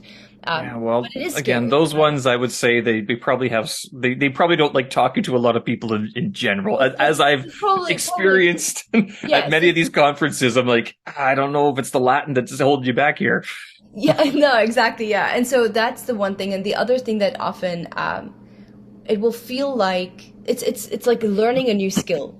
And it's like, that's kind of admitting that you don't know how to do it. Yeah. So again, it is about that feeling of you know, they've been doing this is their profession now. They are having to admit that they can't do this, and they're gonna sound, you know, they're gonna struggle. And this is one of the things that when we do Latin immersion events with adults, right? So that's something that Andrew and I've done many times, right, as part of Salvi. And I think like Claire's also taught adults. So this is the thing, is that the one thing that we always start with is saying, we know that you know Latin, right? Nobody will think that somebody in this room does not know Latin. We know that you know it. But for this next week, if they're a beginner, right, you are going... There you go. All right, so we got interrupted there, but Ilse, you were talking about academics now, professor level, people who've dedicated their lives to this language, and now you are upturning the industry, the field of study, by saying spoken Latin is an actual thing. So, what's happening in that area of things? Yes, so we have, at least in my department, a lot of the professors will just say it's not their thing. Nobody has looked at me and said that's ridiculous. You know, they won't question it to my face, at least. I don't know if they're doing it behind my back, but they, you know, maybe they go like, I don't know what that Ilse is up to.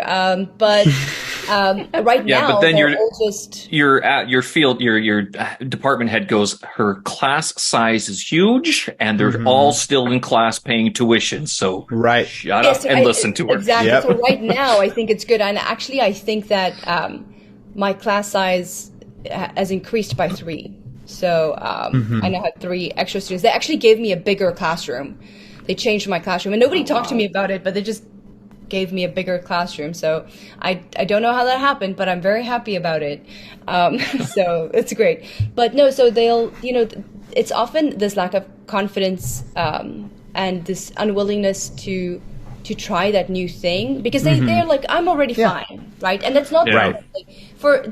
A lot of them know Latin very well. A lot of my professors know Latin very well, but they, I think that a lot of them don't think that it's going to help them in any way to speak it, because they're just like, but I won't speak it. Why? Yeah, like when would they ever use it? Yeah, right. Exactly. And if they already know it so well, how do they think they can know it better? Exactly, right? Yes. Yes. So that's the one thing, and I think there's just a lot of it is probably coming from that insecurity of, but now I have to, you know, learn how to do that when I've been learning this language for so long.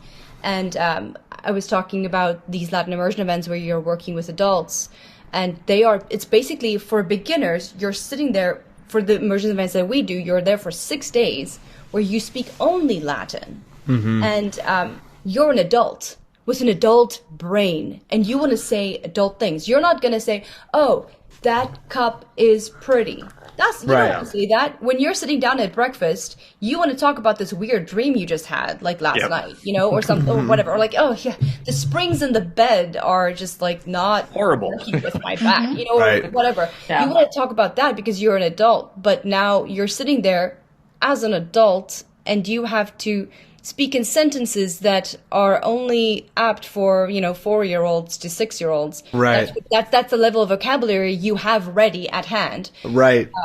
Cup, It's a- pretty. Right. And Feels picking so tired. picking this up and saying, "What is this?" Right? And so you're going through like a quasi adult amnesia phase where you're picking up like a fork and going, "What is this?" Right? I always say that like beginning spoken Latin at any stage is like going back to preschool. Yeah. And I frequently I feel like I personally act like a kindergarten teacher sometimes in class because I'm asking them very basic things. I'm asking them like Esne Roma in Gallia. Yeah. Obviously it's not, but you know, like, so yeah, like the simplicity of speech can, I think, be frustrating for the adult brain. Right. Yeah. Right. And Yeah, so but I for a mean, lot of Latin people- gives them their Latin as a second language, LSL, right? There you go. Love that's it. good. Love The, it. I mean, being able to take that step, there is something to be said about that. So, in your teachings, how do you progress from that childhood sort of like, haha, okay, this is so fun. What is this? What is this thing in my hand? To like actual talking about like, my back is terrible because, well, I tried to sleep and these springs were terrible. Yeah. So Andrew and well, Clara has spoken a lot about this, and I don't know if Andrew spoke about it, but he has talked about it in other things many times. It's just a lot of input, right? Listening Right. to, and that's so great. So like Komodo Dikitur, the podcast that Clara had mentioned earlier, was really the first of its kind, where they're just chatting, 3 people just chatting, and they started in 2016. They are no longer doing their podcast, but I was there are other wondering. ones. Yeah, there are other ones that have picked up, like Satura Langs, and so forth. That, you know, and they have different. Latinitas, Animi, Causa. They're pretty cool. Yeah, you know, like, I heard that they're I've heard nice. that name before. Yeah, somewhere. They So, yeah, so like, you know, that's what the one of the biggest ways, because when you can listen to people having a conversation, right, in dialogue, it's much more comprehensible than listening to one person either read or even speak, you know, like just give a monologue. It's just way more comprehensible when there are 3 people or 2 people talking, and easier to follow. So, are you taking over from the previous podcasting generation? Is that what you're saying? You're saying that there's going to be input, but now you're mentioning your podcast, and it's like there's a time warp going on. How can they listen to the podcast? What's giving you that input that you're able to generate this content for other people? Right. I mean, like, I think that's a great point. Yeah, absolutely. Like, I learned a lot from podcasts because I started speaking in 2016. So I listened to Komodo Dikitur and Philologia Perennis and Satura Langs, Keitaraque, right? Like, that exist.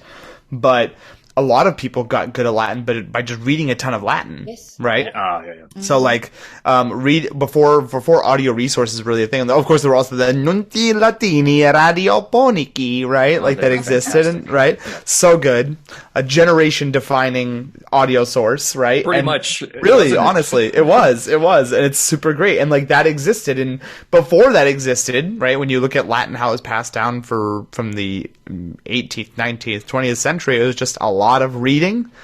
And then like that reading helped you, and then you gave people more reading, and so on and so forth. So that helped a lot.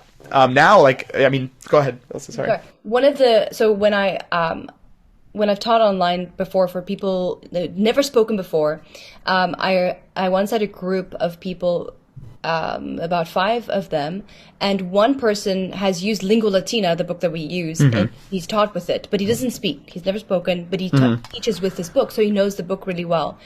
And I mean, this is not very scientific because I don't have a control for this, but he was the best speaker right off the bat. Like I was like, I don't know if you belong in this class, because he was already so far along, and I definitely contributed to just reading that book. And He had the most input.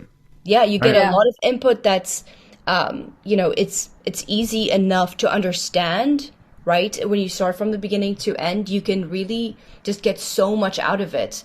And so that was actually one of my fears about using this book with complete beginners, was that I know that when people have done some Latin and they take up this book, they're like, oh, this is amazing. Like, I understand so much and I'm getting so much better at this. And I was a bit afraid using it with complete beginners if that would be the same thing. And I'm so happy that you know, it's not the same thing, but it's very much suited to beginners. So that's been great. But so yeah, just a lot of input, and like then, as Claire also mentioned, trying to write. You're just writing things down. It doesn't have to be perfect. You just if like your grammar's not perfect, it's fine. Just getting that output practice and talking to yourself. You know, I tell in foreign languages usually do it out of earshot, though, is what I would sort of recommend. No, exactly. Yeah, I've been caught a couple times, and it's not. You have? Oh my God. Like someone's like, I mean, not usually by people who are close to me, usually by family members or close friends. But I'm walking around the house talking in Latin or Greek, and someone's like, "What are you doing?" Listen, and it's great. It was easy once like a Bluetooth headphones became a thing. Then you could almost cover it up, but then you're listening. It's like, I'm not actually having a phone call conversation. I still have to fake it. And it's very difficult to fake it because now you're faking two things, right? You're faking the conversation. You're faking with the headphones in. Now you're being distracted by your own distraction sort of thing. Right, exactly. I've talked to myself before in Latin in my classroom. I had my administrator walk in. Oh, there and that was a funny experience. It's amazing. Yeah. But yeah, I mean, like you have to give students input before you can expect any output, right? So like, but if I remember going to have a conversation with students, I am modeling first what we're doing ahead of that. So recently, to finish up this past semester, we had just hit the part where we were talking about our morning routines in Latin. So we're using some past tense structure, and we're also using the verb soleo to be accustomed to or to usually do something, right? So like, it's super common, and we're talking about what we do in our mornings, right? But I'm not going to say, hey, tell me what you do in your mornings without first giving them some support about how to talk about their mornings. So I talk about what I do in my mornings first. And I talk to them about, like, I do this, and then I do this. And they're like, wait a minute, you put your socks on before your pants, Magister? What is that? And I'm like, yes, I do. That is what I do. They get caught on the way down. Exactly. Right? And so, like, that's what I'm saying. So, like, if there's any point that I can make a situation where there could be a controversy, a low stakes controversy, or a small hiccup, or something that we can joke about or talk about, that's something I try to introduce. So like the whole, do you put your cereal in first or your milk in first? Which one do you do? Right? And that's a low stakes controversy that has very limited amount of vocab that people are very passionate about. Right? And it's like the people will be like, no, you always put milk in first, right? Primum lactis imponendum, right? And then the people are like, no. First, carialia sunt imponenda, right? First, you gotta put those in, and you can use that structure, and you got people be like, no, yes, no, like, and so on and so forth, and you'll come to a head eventually. But the point is that sort of low stakes controversy fuels conversation, and they forget. They forget that they're learning. They forget they're learning. They're just sitting there arguing in the target language about which one's more important. But it's not about human rights. It's not about something that is so. It's not about, these things that are so deeply personal and deeply important. It's about things that really don't matter, but are kind of fun to be upset about. Yeah. How do you say Cheerios in Latin? A great question. I mean, like, I would just say "Cerealia nomine Cheerios." That's what I would say, right? There are certain words that you don't translate. Brand names, right? You don't really translate.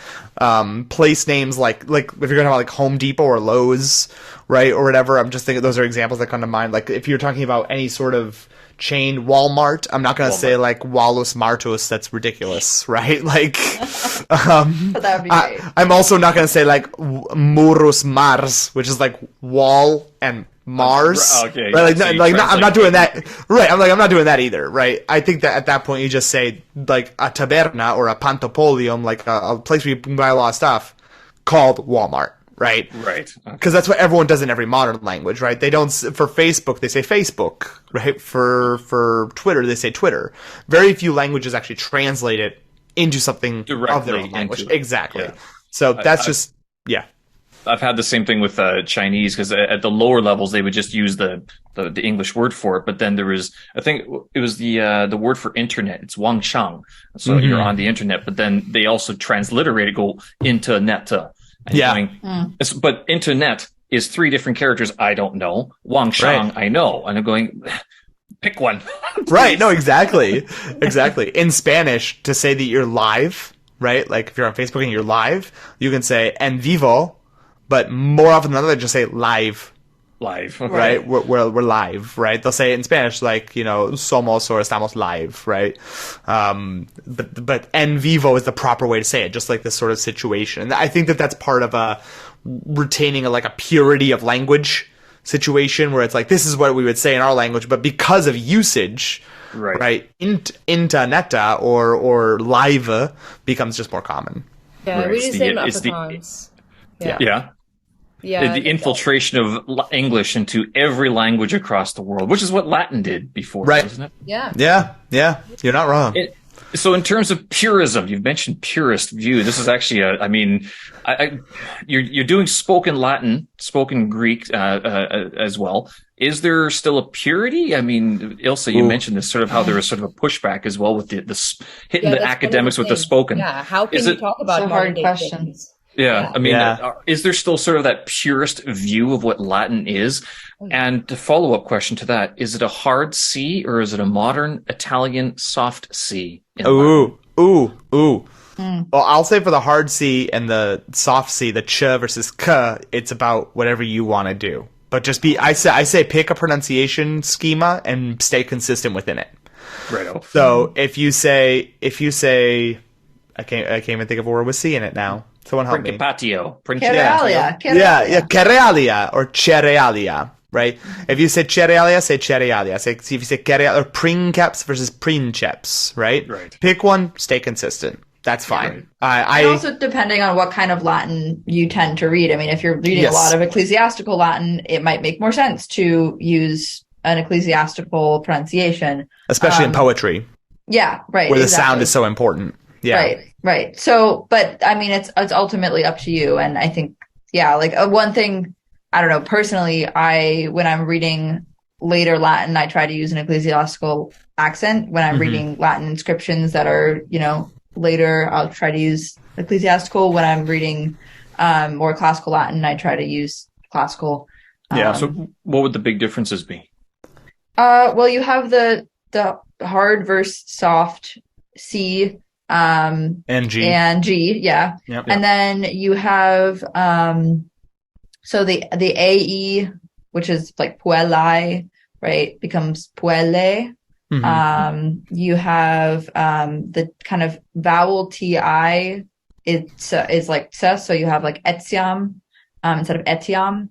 And then GN, magnus, becomes manus. Wow, okay.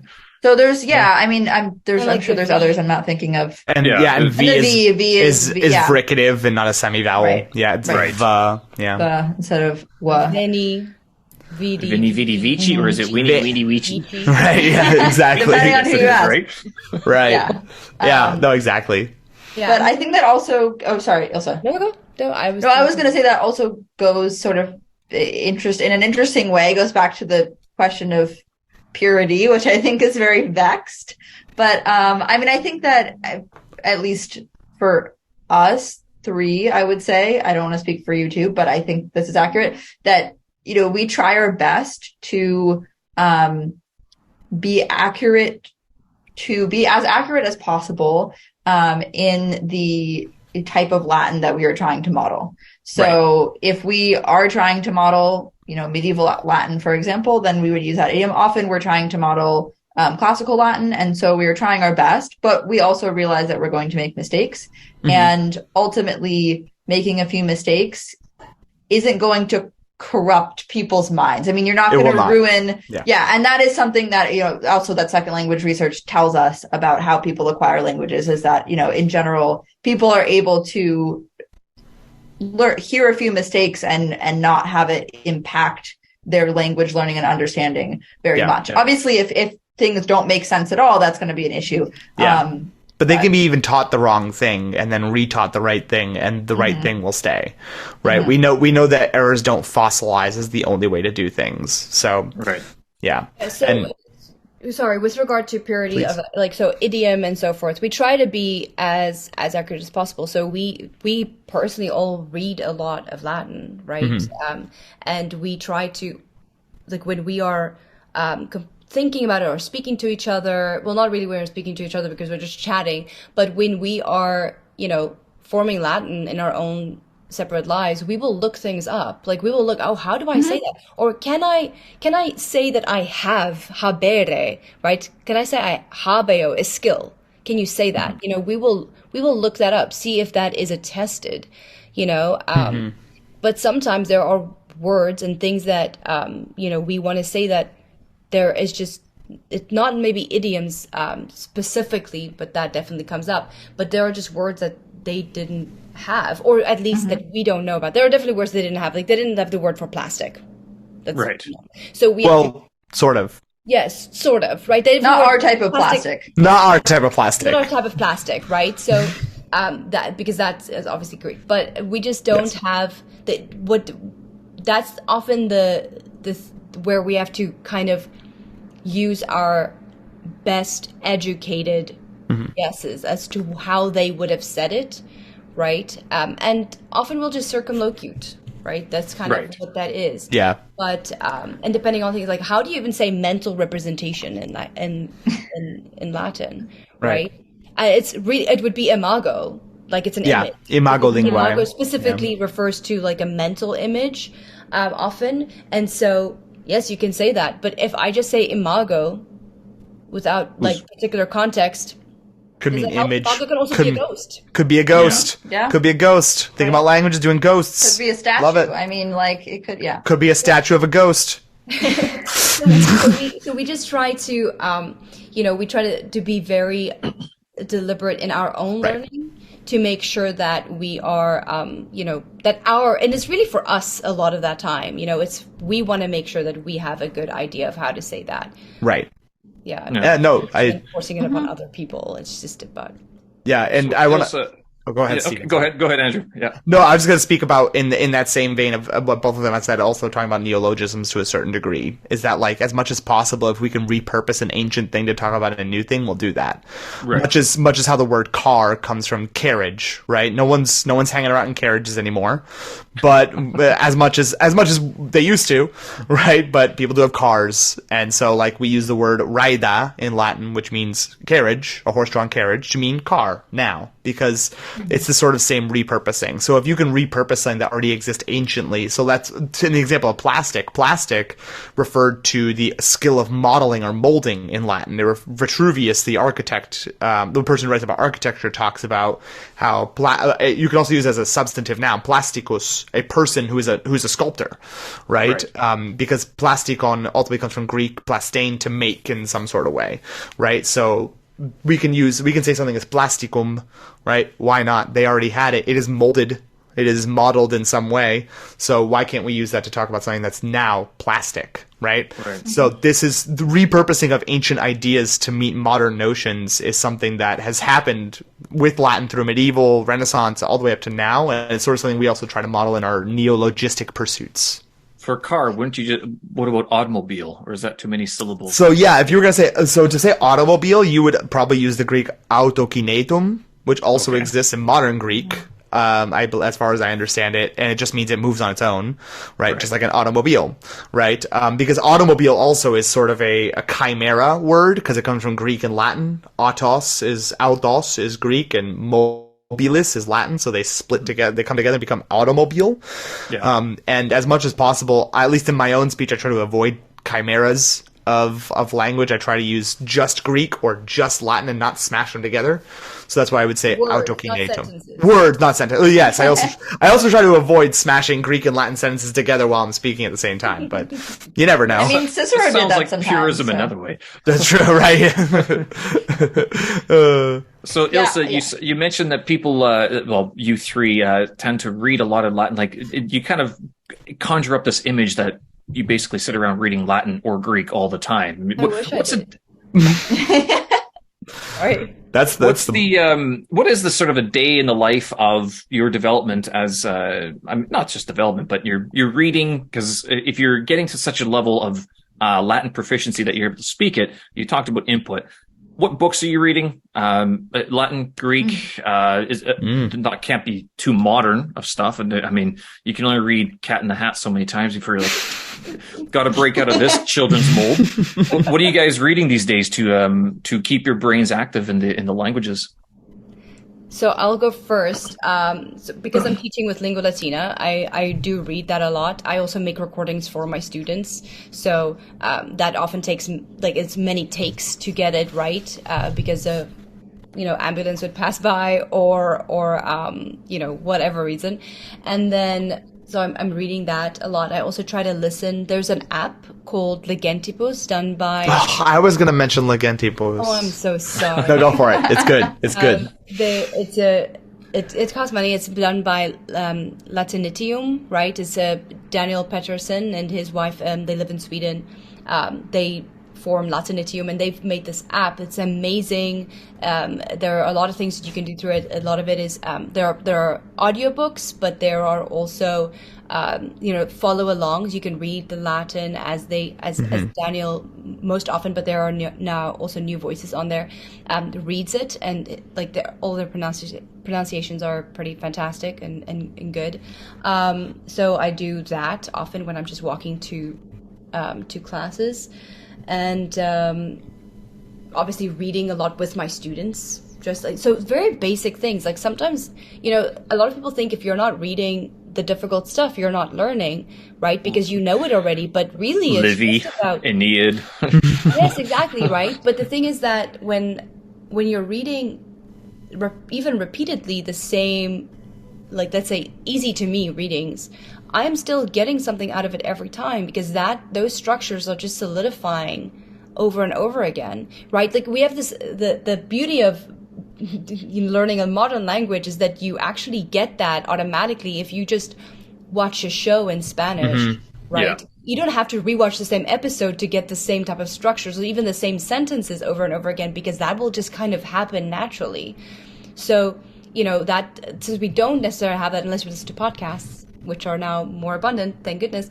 But, that is a way to do that. It's just listening and re-listening. And so I do that. And then obviously for my program, I have to read a lot of Latin. But what that looks like now is not having to look up every time I see tamen, which means however, versus tandem, which means finally, I don't have to look that up anymore because I already know.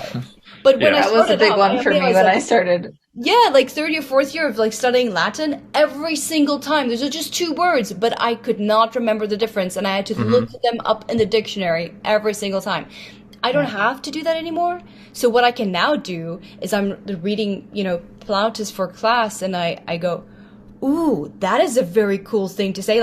He said something, oh my gosh, this is so funny. He said, oh, you're stupid beyond your years. Beyond your age, right?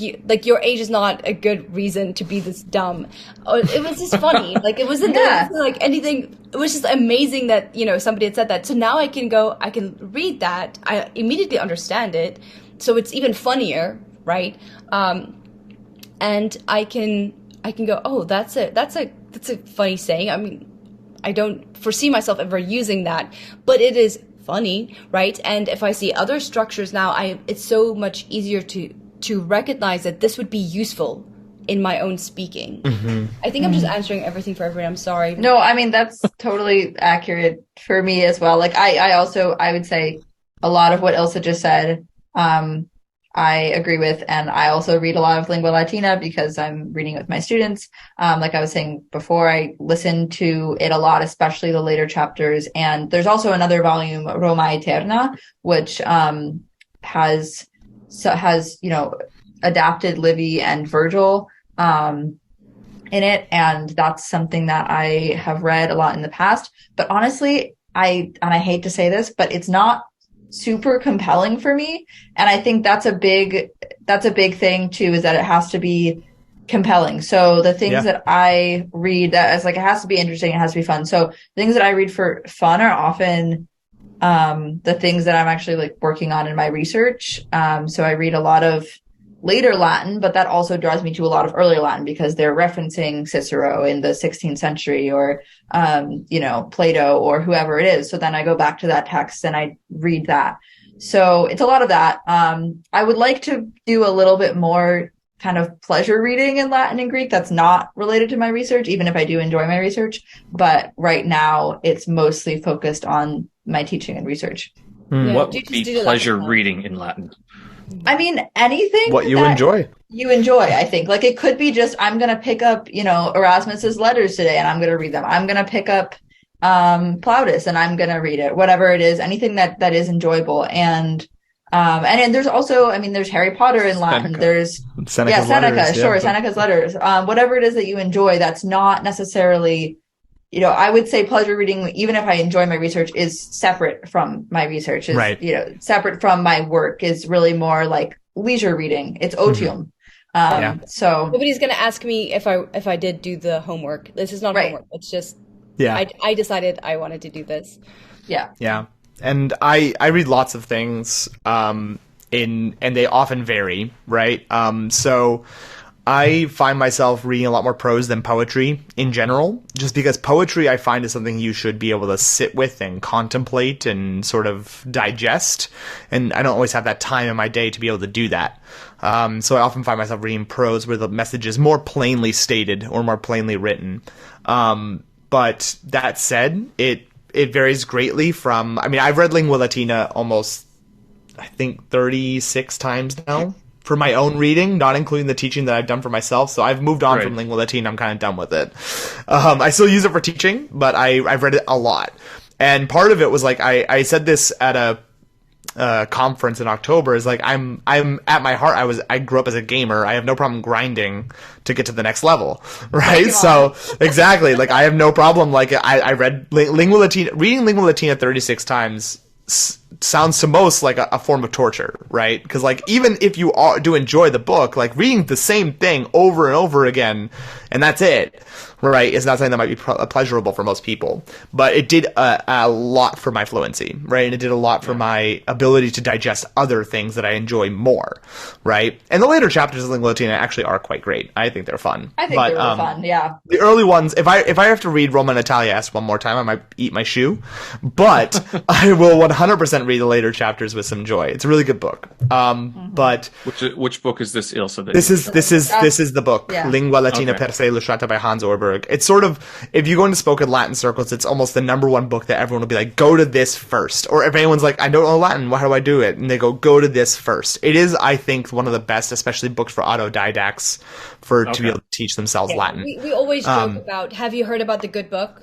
Right. Lingua Latina per se illustrata. Right, yes. the good word of Hans Orberg. Right. And so but these days I am sort of picking up I love Aulus Gellius a lot. Aulus Gellius wrote a miscellany. What's nice about that is that you can read it out of sequence. He has books that have like 20 or 30 chapters in them, and each chapter is about a different thing. So like his first chapter is how we know how tall Hercules was. Right, and he goes through. It's so great. He goes through and he says like, so here's what these mathematicians did. They measured out like a stadium, and then they measured out how long it took him to run it, and they were like, so based on that, his stride must have been this, and therefore he was this height. Boom, Hercules was this tall, right? But in the same miscellany, he might also have something about like the story of Bucephalus, right, the horse of Alexander the Great, and you get to read this really like honestly moving piece about how Bucephalus saved Alexander the Great from certain death, but sacrificed himself to do so. And like there's this, and you also at the same word, he might be like, here's this word that's used in Latin. So he talked about the most recent work I read actually was in a class with students. And since I teach through Locke and I teach with adults, we do a lot of reading classes. And so this is an opportunity also for me to dive into things that's like, I've always wanted to read this, so I'll read it ahead of teaching this class. We read on the Martin Luther King Day, Martin Luther King Jr. Day, we read what Romans had to say about the word humanitas, right? Because humanitas, humanity to us, means something different than it did to Romans, sort of, right? So the word humanitas, the word humanity, for the plebs, meant what it means for us. philanthropy, goodness, love of human beings, right? But for elite Romans meant education, the humanities, right? It meant education. So, but that distinction existed then of like the hoi polloi were like, yes, loving your fellow person, right? But the elite were like, no, humanity is found in education and in literature and philosophy and blah, blah, blah, right? That's where you find humanity, which could be sort of a gatekeeping idea of what humanity can be.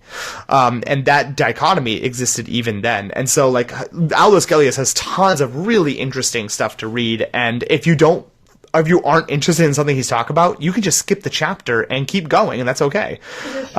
They're short. Yeah, they're usually some of them can extend for a couple of pages, but in general, that's what I read. Or I'll read. I like reading Cicero a lot. Cicero's my favorite author, so I like reading his letters especially. I love reading his personal correspondence and seeing what his daily conversations were with his bros.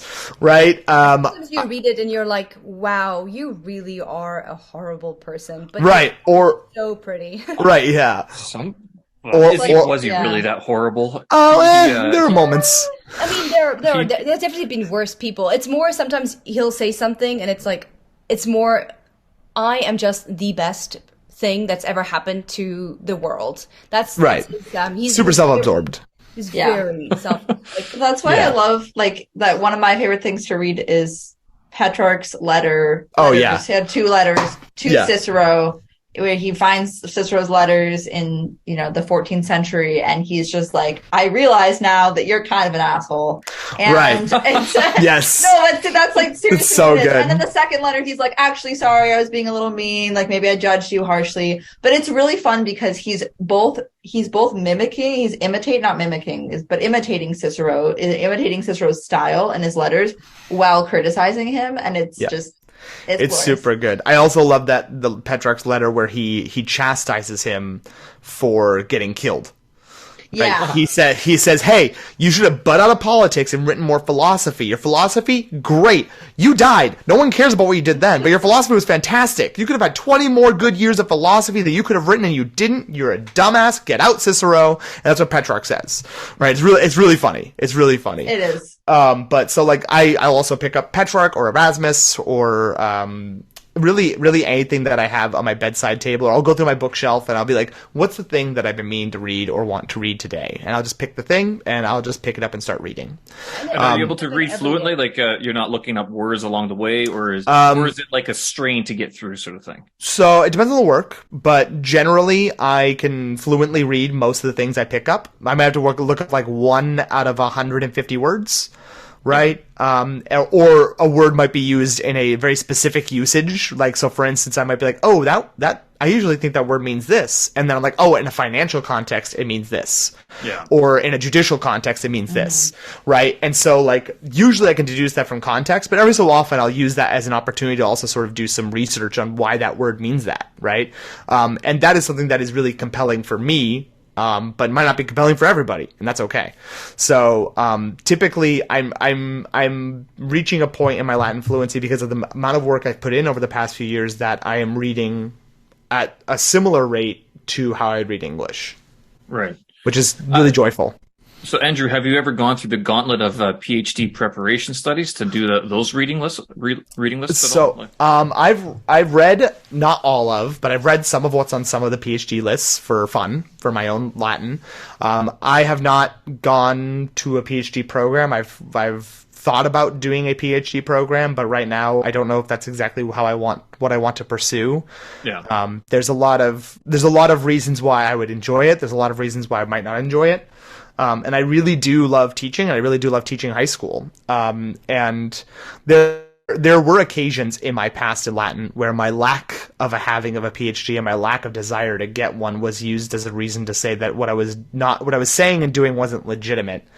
Yeah, which is. But he's literally taught PhDs. Yes, there have been professors in our classes. I have done curriculum consultation for colleges. I've done curriculum consultation for high schools. Like, I don't know that I mean, I'm not saying that the reason people get their PhDs is to have the letters after their name. I'm not saying that's why, because I have two really awesome people right here there are people who do, but I have two awesome people right here who are not doing it for that reason, right? But there are people who do that for that reason. First of all, I don't need that. I don't need that to validate me. For my personal situation, and I don't know that the things that I would get out of the PhD program would be the things that I would meet the goals of what I want to do. You know what I mean? Yeah. I can say this. So in my program, I have to, there's a reading list, and then I have to go write an exam, a Latin translation exam, and they can give me any Latin that is found in that entire list, and it's significant. It's a substantial list. Yes, no, definitely. Which list? Which university list are you using? Boston University, because that's where I am. Yeah. Okay.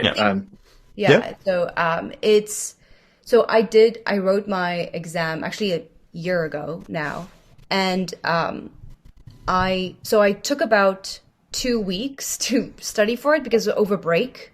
That's right? it? And you took 2 weeks to study for a translation exam in Latin? But that does mean, I really wanted to get through the list, okay? I really did. But you don't have the amount of time that you think you have. As a PhD student, you have a very little extra time to put into that. So it was really over break that I had that time. And it was, it's like Christmas, I have a family, so I took about 2 weeks. Andrew did some of the reading with me, and that's something fun that we can just do together as well. And so I went and I wrote the exam, and the way that it's set up here, at least, is that they give you 3 prose passages and 3 poetry passages, and you have to choose 2 of each. Ours are the same. Yeah. Oh, great, great, yeah. And then and so then you just write that. So on the actual exam, what I had read in those 2 weeks, or there was one passage which I had read, and the others some of them I'd never even seen before. Most of them so in the poetry there was one that one section that I'd seen before, and the 2 that I hadn't. And for the prose, there was one that I had actually read in those 2 weeks, and 2 that I'd never seen before. And it was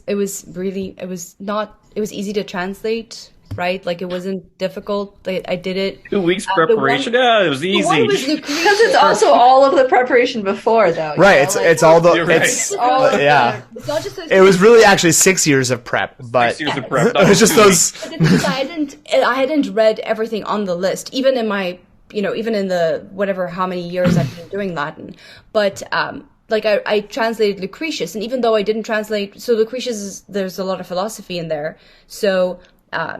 Inane, for example, is like a void. I didn't translate but in his poetry, in his philosophy, these words have specific meanings. Now, I never took a Lucretius course, and I tried to avoid doing Lucretius because it's the philosophy and poetry in one, and I didn't have the time. I had 2 weeks, so I had to translate that because the Horace was filled with nautical terms, and I don't even know what those are in English, so I avoided that. So I did Lucretius, right? And the Latin was correct, right? I think I missed frost or something like that, but the Latin was correct. It was just that I didn't use the philosophical terms, right? But the professor can see that but I passed, easily passed, right? And Andrew has put in, not only has he been doing Latin for longer, he's put in more work than I have into his Latin, right? And so he could easily pass that.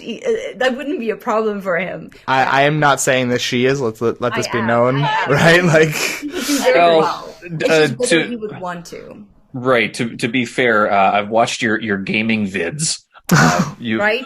Right. And I was actually shocked. I was like, I think the first one, it was the one that you were playing Sims, and Andrew, you started off very staccato, you were very slow going, and then all of a sudden you started playing the game, and it was just rapid fire Latin. I'm going, holy shit, the guy actually speaks it.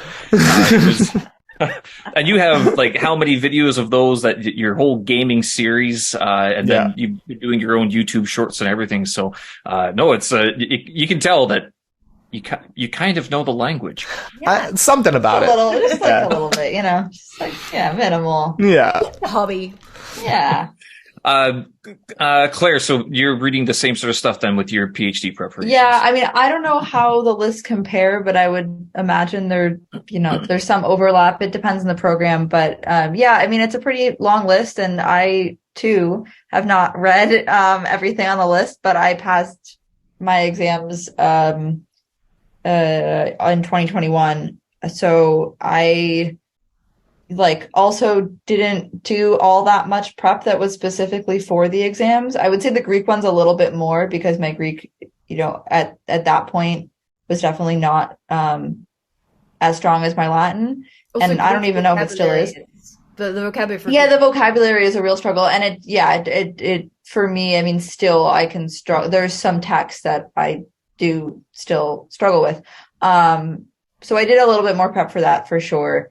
But for the Latin one, I also didn't do a ton of reading beforehand. So it sounds like all three of you are sort of doing a lot of Latin outside of your own studies sort of thing, especially Ilsa and Claire, you two sort of just enjoy reading Latin. And then you get the PhD list. You're like, oh, something else to look at for a little while, something new to read.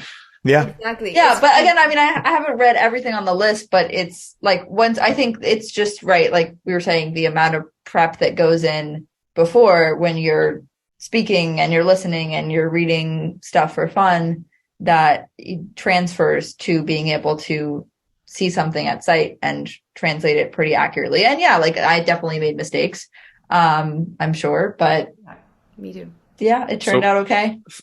Favorite author? Andrew, you mentioned, I forgot already. Cicero. In prose, it's Cicero. In poetry, it's Ovid. Right on. Sure. Claire? Ooh, this is a hard because the stuff that I work on is later now, but I think that in terms of classical, I'm just going to go with classical authors. In terms of classical authors, Sallust is my favorite prose author in Latin. Sallust is awesome. Sallust is awesome. I love reading Sallust. He's a close second for me. So good. I love it. And it's really hard in poetry, but I go back and forth on things all the time. I don't know. I've become more of an Ovid fan recently. So I might have to choose Ovid over Virgil, but I don't know. It's hard. So a toss up between Virgil and Ovid. But there's so many good poets too. It's I really enjoy reading Catullus. I really enjoy reading, Ovid. I enjoy even reading Statius sometimes. Martial. Statius. Yeah, Statius is very interesting. I think Statius is really hard for me actually, because of a lot of the context I'm missing. It's more of a cultural context thing, I think, and a lot of these Greek genitives that come in, but really, really interesting to see the influences of Virgil and Ovid and other poets on him. So yeah, it's hard. Poetry, I don't know. Ilsa, favorite author? Seneca. Latin or Greek? Yeah, for Latin. Oh, Seneca. Okay, Seneca's sorry. Now good too. I have to change my poetry answer to Seneca because I love Seneca's tragedies. But Ilsa, go ahead. No, that's great. That's fantastic. Yeah, I love Seneca's letters. That I've had more exposure to those, but I also recently for class last semester read his Ad Helviam. So it's consolation. It's a consolatio to his mother because he was exiled. So he writes his consolation to his mother. It's the only literary work we have that's written to a mom, right? And he talks. I mean, there's a lot of obviously there are the Romans, a lot of misogyny in there, but the way that he writes about his mom is just so amazing. He calls her the Optima, she's the best, and he just the way that he approaches. He's you should go study. You should for as consolation. He says you should go and you should learn the humanities. You should do literary arts, and he mentions I know that you haven't done this because of my father, but there's no what I loved about it is there's no note that he thinks that she couldn't do it or that women in general couldn't do it. It's just that she's being held back. That's what he says, by his father, but just the way that he, it's just nice to see that, how he talks to his mom in this. It's stylized, obviously, it's literature, but that was pretty cool. I really like that. But I'm a big fan of Seneca, not just in general. It's a very common sense type of philosophy, which I like. And then just, I think it's pretty. Cicero for style, without a doubt, it's beautiful.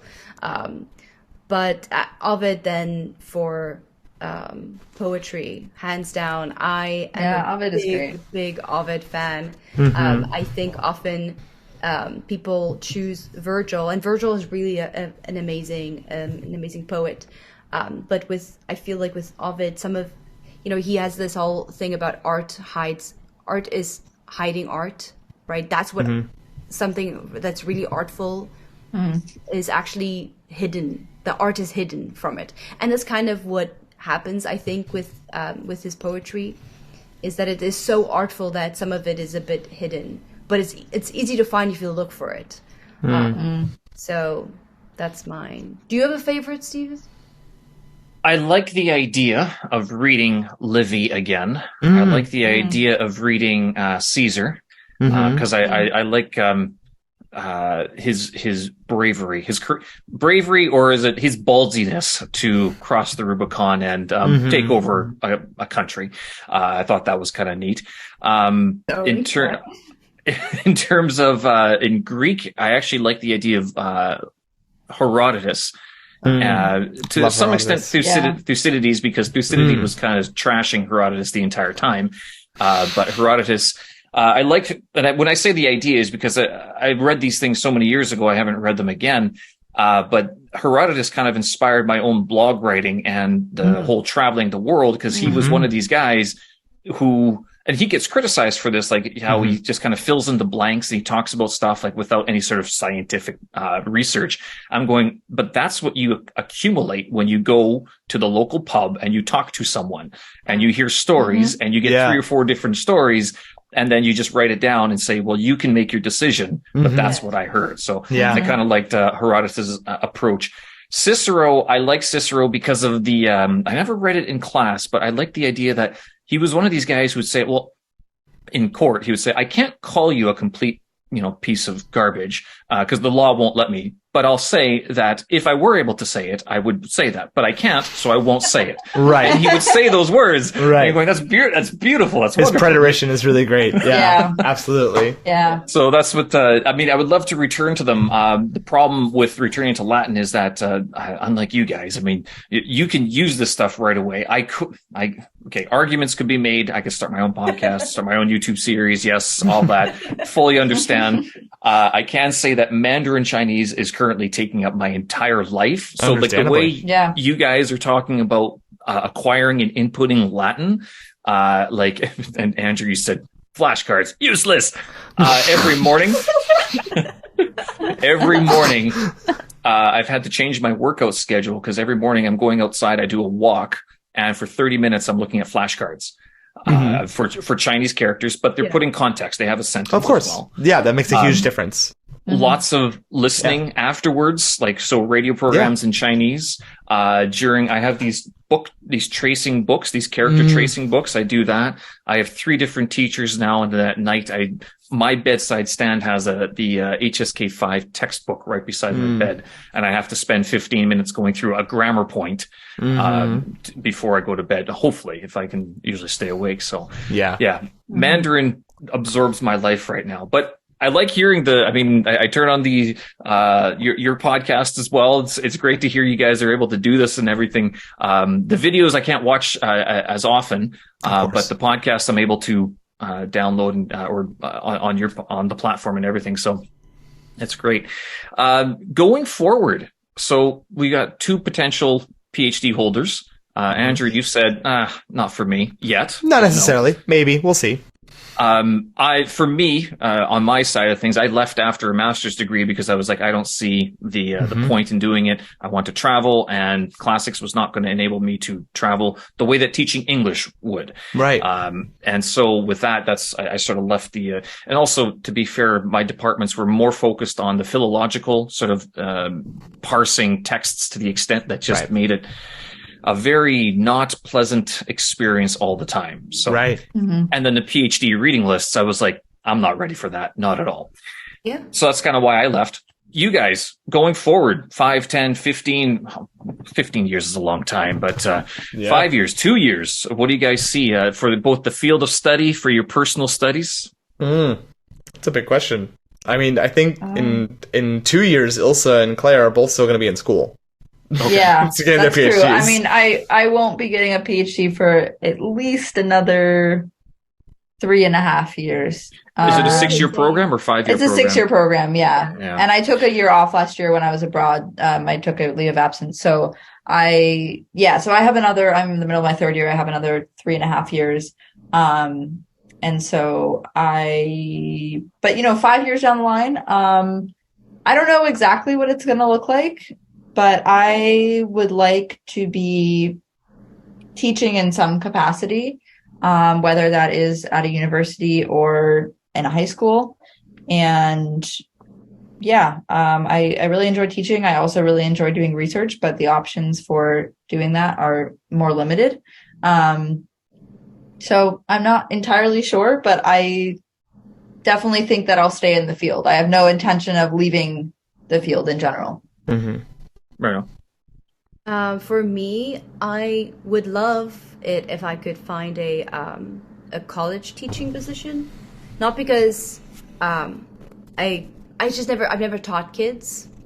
So high school, that's kind of scary. The bigger thing for me is that I tend to care a lot about my students, and with children, they just don't have as much autonomy over their situations. It's just something that I personally don't know if I'm up for that. And also the fact that in the States and in many other countries, the teachers are just not valued. You're expected to work impossible hours and for less than a minimum wage per hour. It's kind of a ridiculous system. And it's expected that you will live on your passion for teaching. So that doesn't feed you. Yeah, what they expect. That's true. Passion salad does not taste good. Exactly. Having it right now. Okay. Yum. No, exactly. So I don't know if that's where I'll be going. If I do find a good position that I don't have to move, I have a family. I have a 14-year-old son as well. He'll be done with school by that time. I'm at the same stage as Claire. So maybe by that time, I don't know, a lot can happen in 3.5 years, but a lot of positions nowadays require that, you have to move, and it's temporary. Mm-hmm. It's not like you move and it's a sessional position. Now you have a job, right? So it's, I don't know if I will be at a point in my life, at a point in our lives where, from Andrew and me, where, I would be happy moving, and then and after a year or two moving again, and then after a year or two moving again.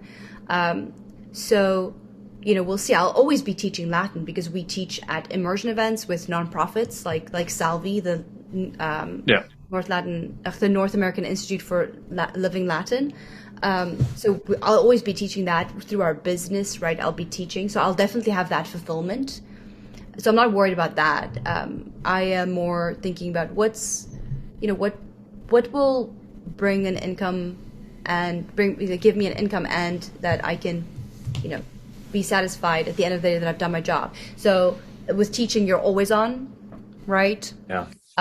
Which I don't mind if I'm, it's fine if I'm compensated. But what I would love if I don't get a teaching job is just have a job that I can do 9 to 5, and then when I'm done for the day, right? I think that's often something that people who are not in a teaching profession kind of overlook, is how amazing it is that people can do that. They can go home. That's a beautiful feeling. Worry about grading or it's wonderful. Lesson plans. I know, it's wonderful. And I have done, I started only studying when I was 21. I did many different jobs before then, and I was also working through those studies because I had a child and I had to support us both. still pay for university. So it's, I've done many different jobs, and I know that I can find fulfillment in other things because I like doing a job well, right? Yeah. That's good enough for me. And then just for that passion to fulfill that, I can teach with these nonprofits and with our business. So if I don't get a teaching job at a college, then, You have lots of options. exactly, right? That's good. I'm just happy that I'm doing what I love, and I can carry on doing that even if I'm not working in the field. Yeah. The only problem with a 9 to 5 job is that work starts to interfere with your non-work activities. You're like, it's 9 o'clock and I haven't finished editing this video or this podcast or That's reading exactly this book, me. and Yeah, so, thinking out not doomsday, brainstorming the idea for the doomsday scenarios. That if something went wrong, I could do this. But now I have to turn off my brain for at least 10 minutes so I can do my work for at least 10 minutes, and then work becomes an inconvenience after that. Yeah. No, exactly. Absolutely. So it would be wonderful if I could, like Andrew and I've talked about, if we won the lottery, we would open a school that, or a retreat type of thing where we would just have a library and place Latin and Greek immersion.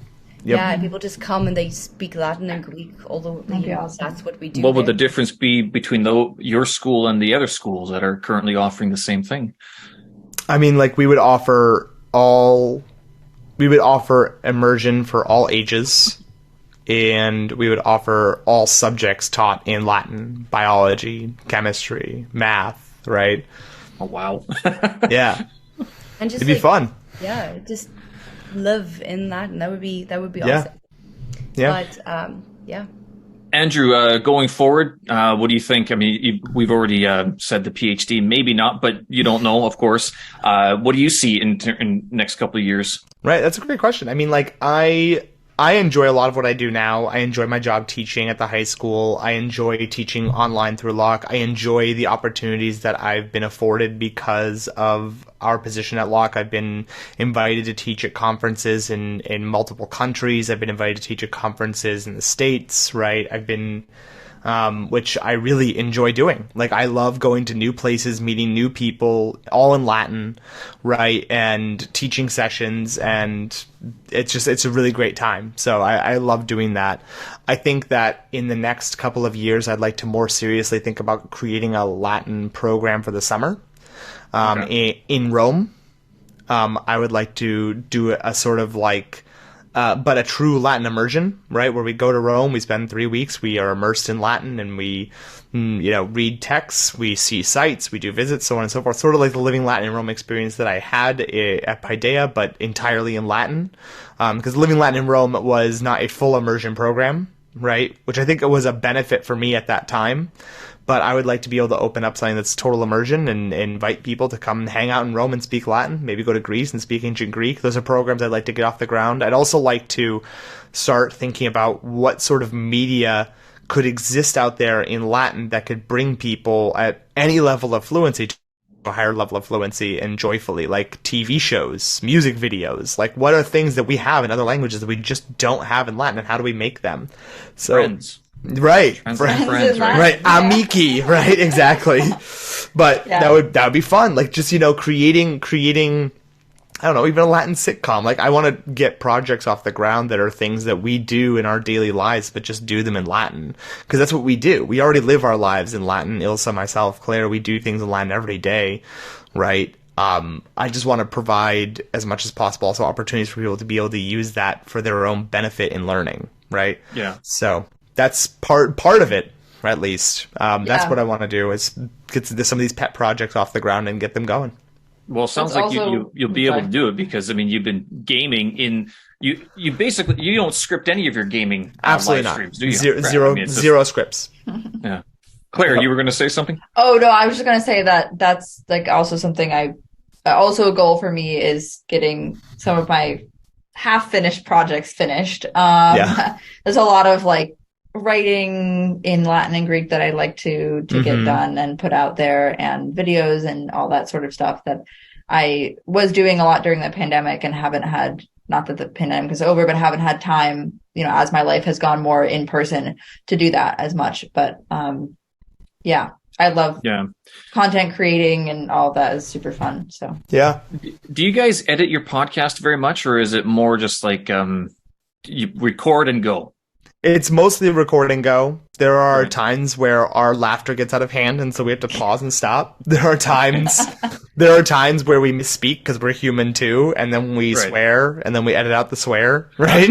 Like, there are times when it's like middle of the semester, and like my brain doesn't want to function, and I say more than any other word. That happens, and I try when I edit, I try to edit as much of the ums out, but they're still there. Yeah, it's as raw as we can get it, and still call out a product we're proud of.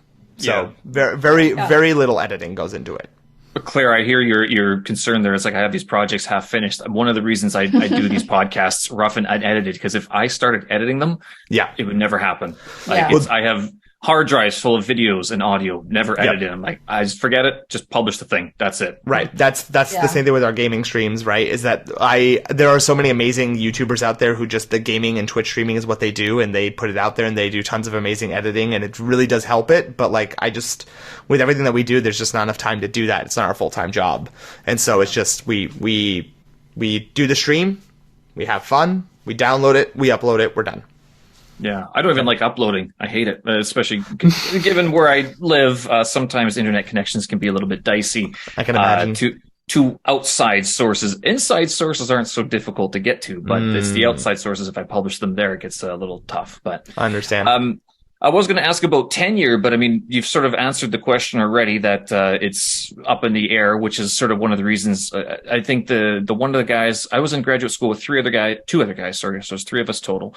Funny, I remember asking him about classics, and he's like, every time I read something, I felt like I got something from it. You could tell that he sort of embodied that sort of same spirit that you guys have. He doesn't speak it though. But he only got tenure track like a couple of years ago, and he's been like, we graduated a decade or more, I can't remember. So it's tenure track is hard to come by. Do these positions even exist anymore, or is it like a bygone era?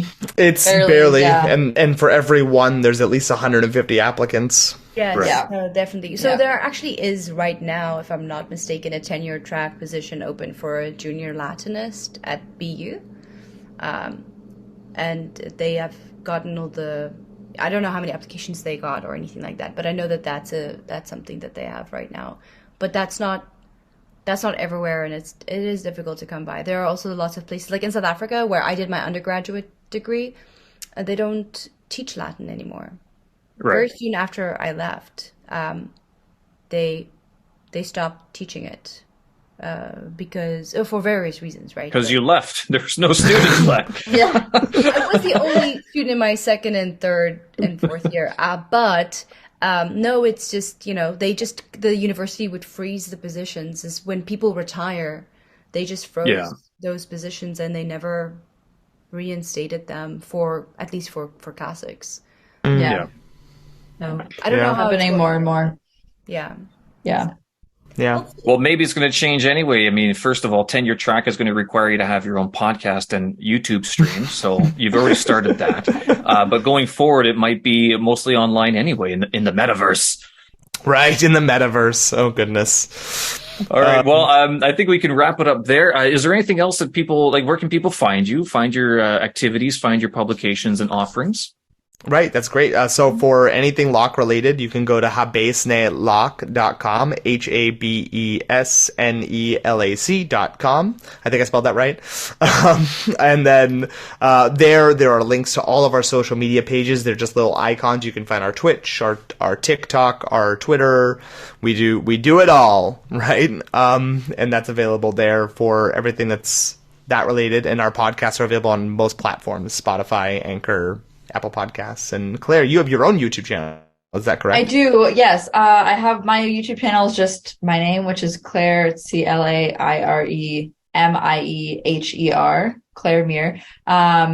So if you look that up, I have some ancient Greek videos on there. I haven't posted anything in a long time, but I do also have a website that's just my name.com. And I'm currently doing a series on there, series of blog posts about teaching Latin this semester and kind of combining the grammar translation, comprehensible input approach, and using both mostly Lingua Latina, but also some of Wheelock's because that's the standard book in my department. So that's something that, if anyone's interested, they can follow me there. Cheers. All right. You also find links to all of our social stuff, not just the Locke stuff that mostly is me and Andrew, but also like Claire's stuff under About Us. Your whole team is listed page there, I think. The team. If you go to Claire's name, you'll find links to all our stuff there. Yep. Well, perfect. I have one last question that I think my colleagues would love for you to weigh in on. That we had a little bit of a difference of opinion about. Oh boy. Some people said that English is now the lingua franca. And I was like, well, it can't be a lingua franca. And mistakenly, I mentioned that it's not French, which they laughed and like, you silly. It's about the Franks. I'm like, okay, fine. Wikipedia'd that. I claim that English cannot be a lingua franca because it's not the Frank language. It's either Angelica, like it's English, or it's Britannia. What do you guys say? Can it be a lingua franca, even though it's not the language of the Franks? Oh wow! I mean, like I think lingua franca has become sort of a a calque, right, for just a way to express a universal language. So in my proscriptivist head, I would agree. In my descriptivist head, I would say, meh, it's just what people say. And also, I'd agree with that. I think it is, but I would love to amend the statement to broken English is the lingua franca. Oh. It doesn't need to be necessarily like all good English. Like I'm from South Africa. A lot of the English that people speak is a bit broken, broken. So, broken English, yes. Righto. So it can be a lingua franca then, I guess. I mean, I would say depends on your, approach there, but. I mean, these guys are all British, so I just thought, well, why don't you or like, could it be a lingua americana? Oh boy. Right. American is the lingua franca, right? Oh man. It's the lingua vulgata, maybe. Yeah, the lingua vulgaris, yeah. Yeah, but no one would be able to pronounce that. The lingua vulgaris, vulgata, something like that. I don't know. So it's close enough. I don't know, but yeah, that's a good compromise. I like that. All right. Well, we'll leave it there. Thank you very much, guys, for joining me today. I appreciate it, taking the time. I know it's late where you are. It's midday where I am, but you guys are all staying up past your bedtimes, past your Latin bedtime readings. I appreciate it. I'll put all the show notes up on my website as well, in case people want to get in touch. All right. Thanks a lot. I appreciate it. Thank you so much for having us, Stephen. Really appreciate it. Have a good one. Bye-bye. Bye. Bye. And there you have it. That's episode number 37 of my podcast. Thank you very much for joining me and joining in that conversation with Andrew, Ilsa, and Claire, part of the team that makes up the Latinitas Animi, Causa website. They put out a podcast about once every month or so, but they do post a lot more on YouTube as well. I'll have the show notes and everything up on my website, stevensersky.com, under the podcast section. If you can't find it there, Spotify, Apple, and Google are the major streaming platforms that have my podcast. Of course, there are others as well. Folks, thanks for taking the time. I appreciate it. We'll talk again. Have a good one. Bye-bye.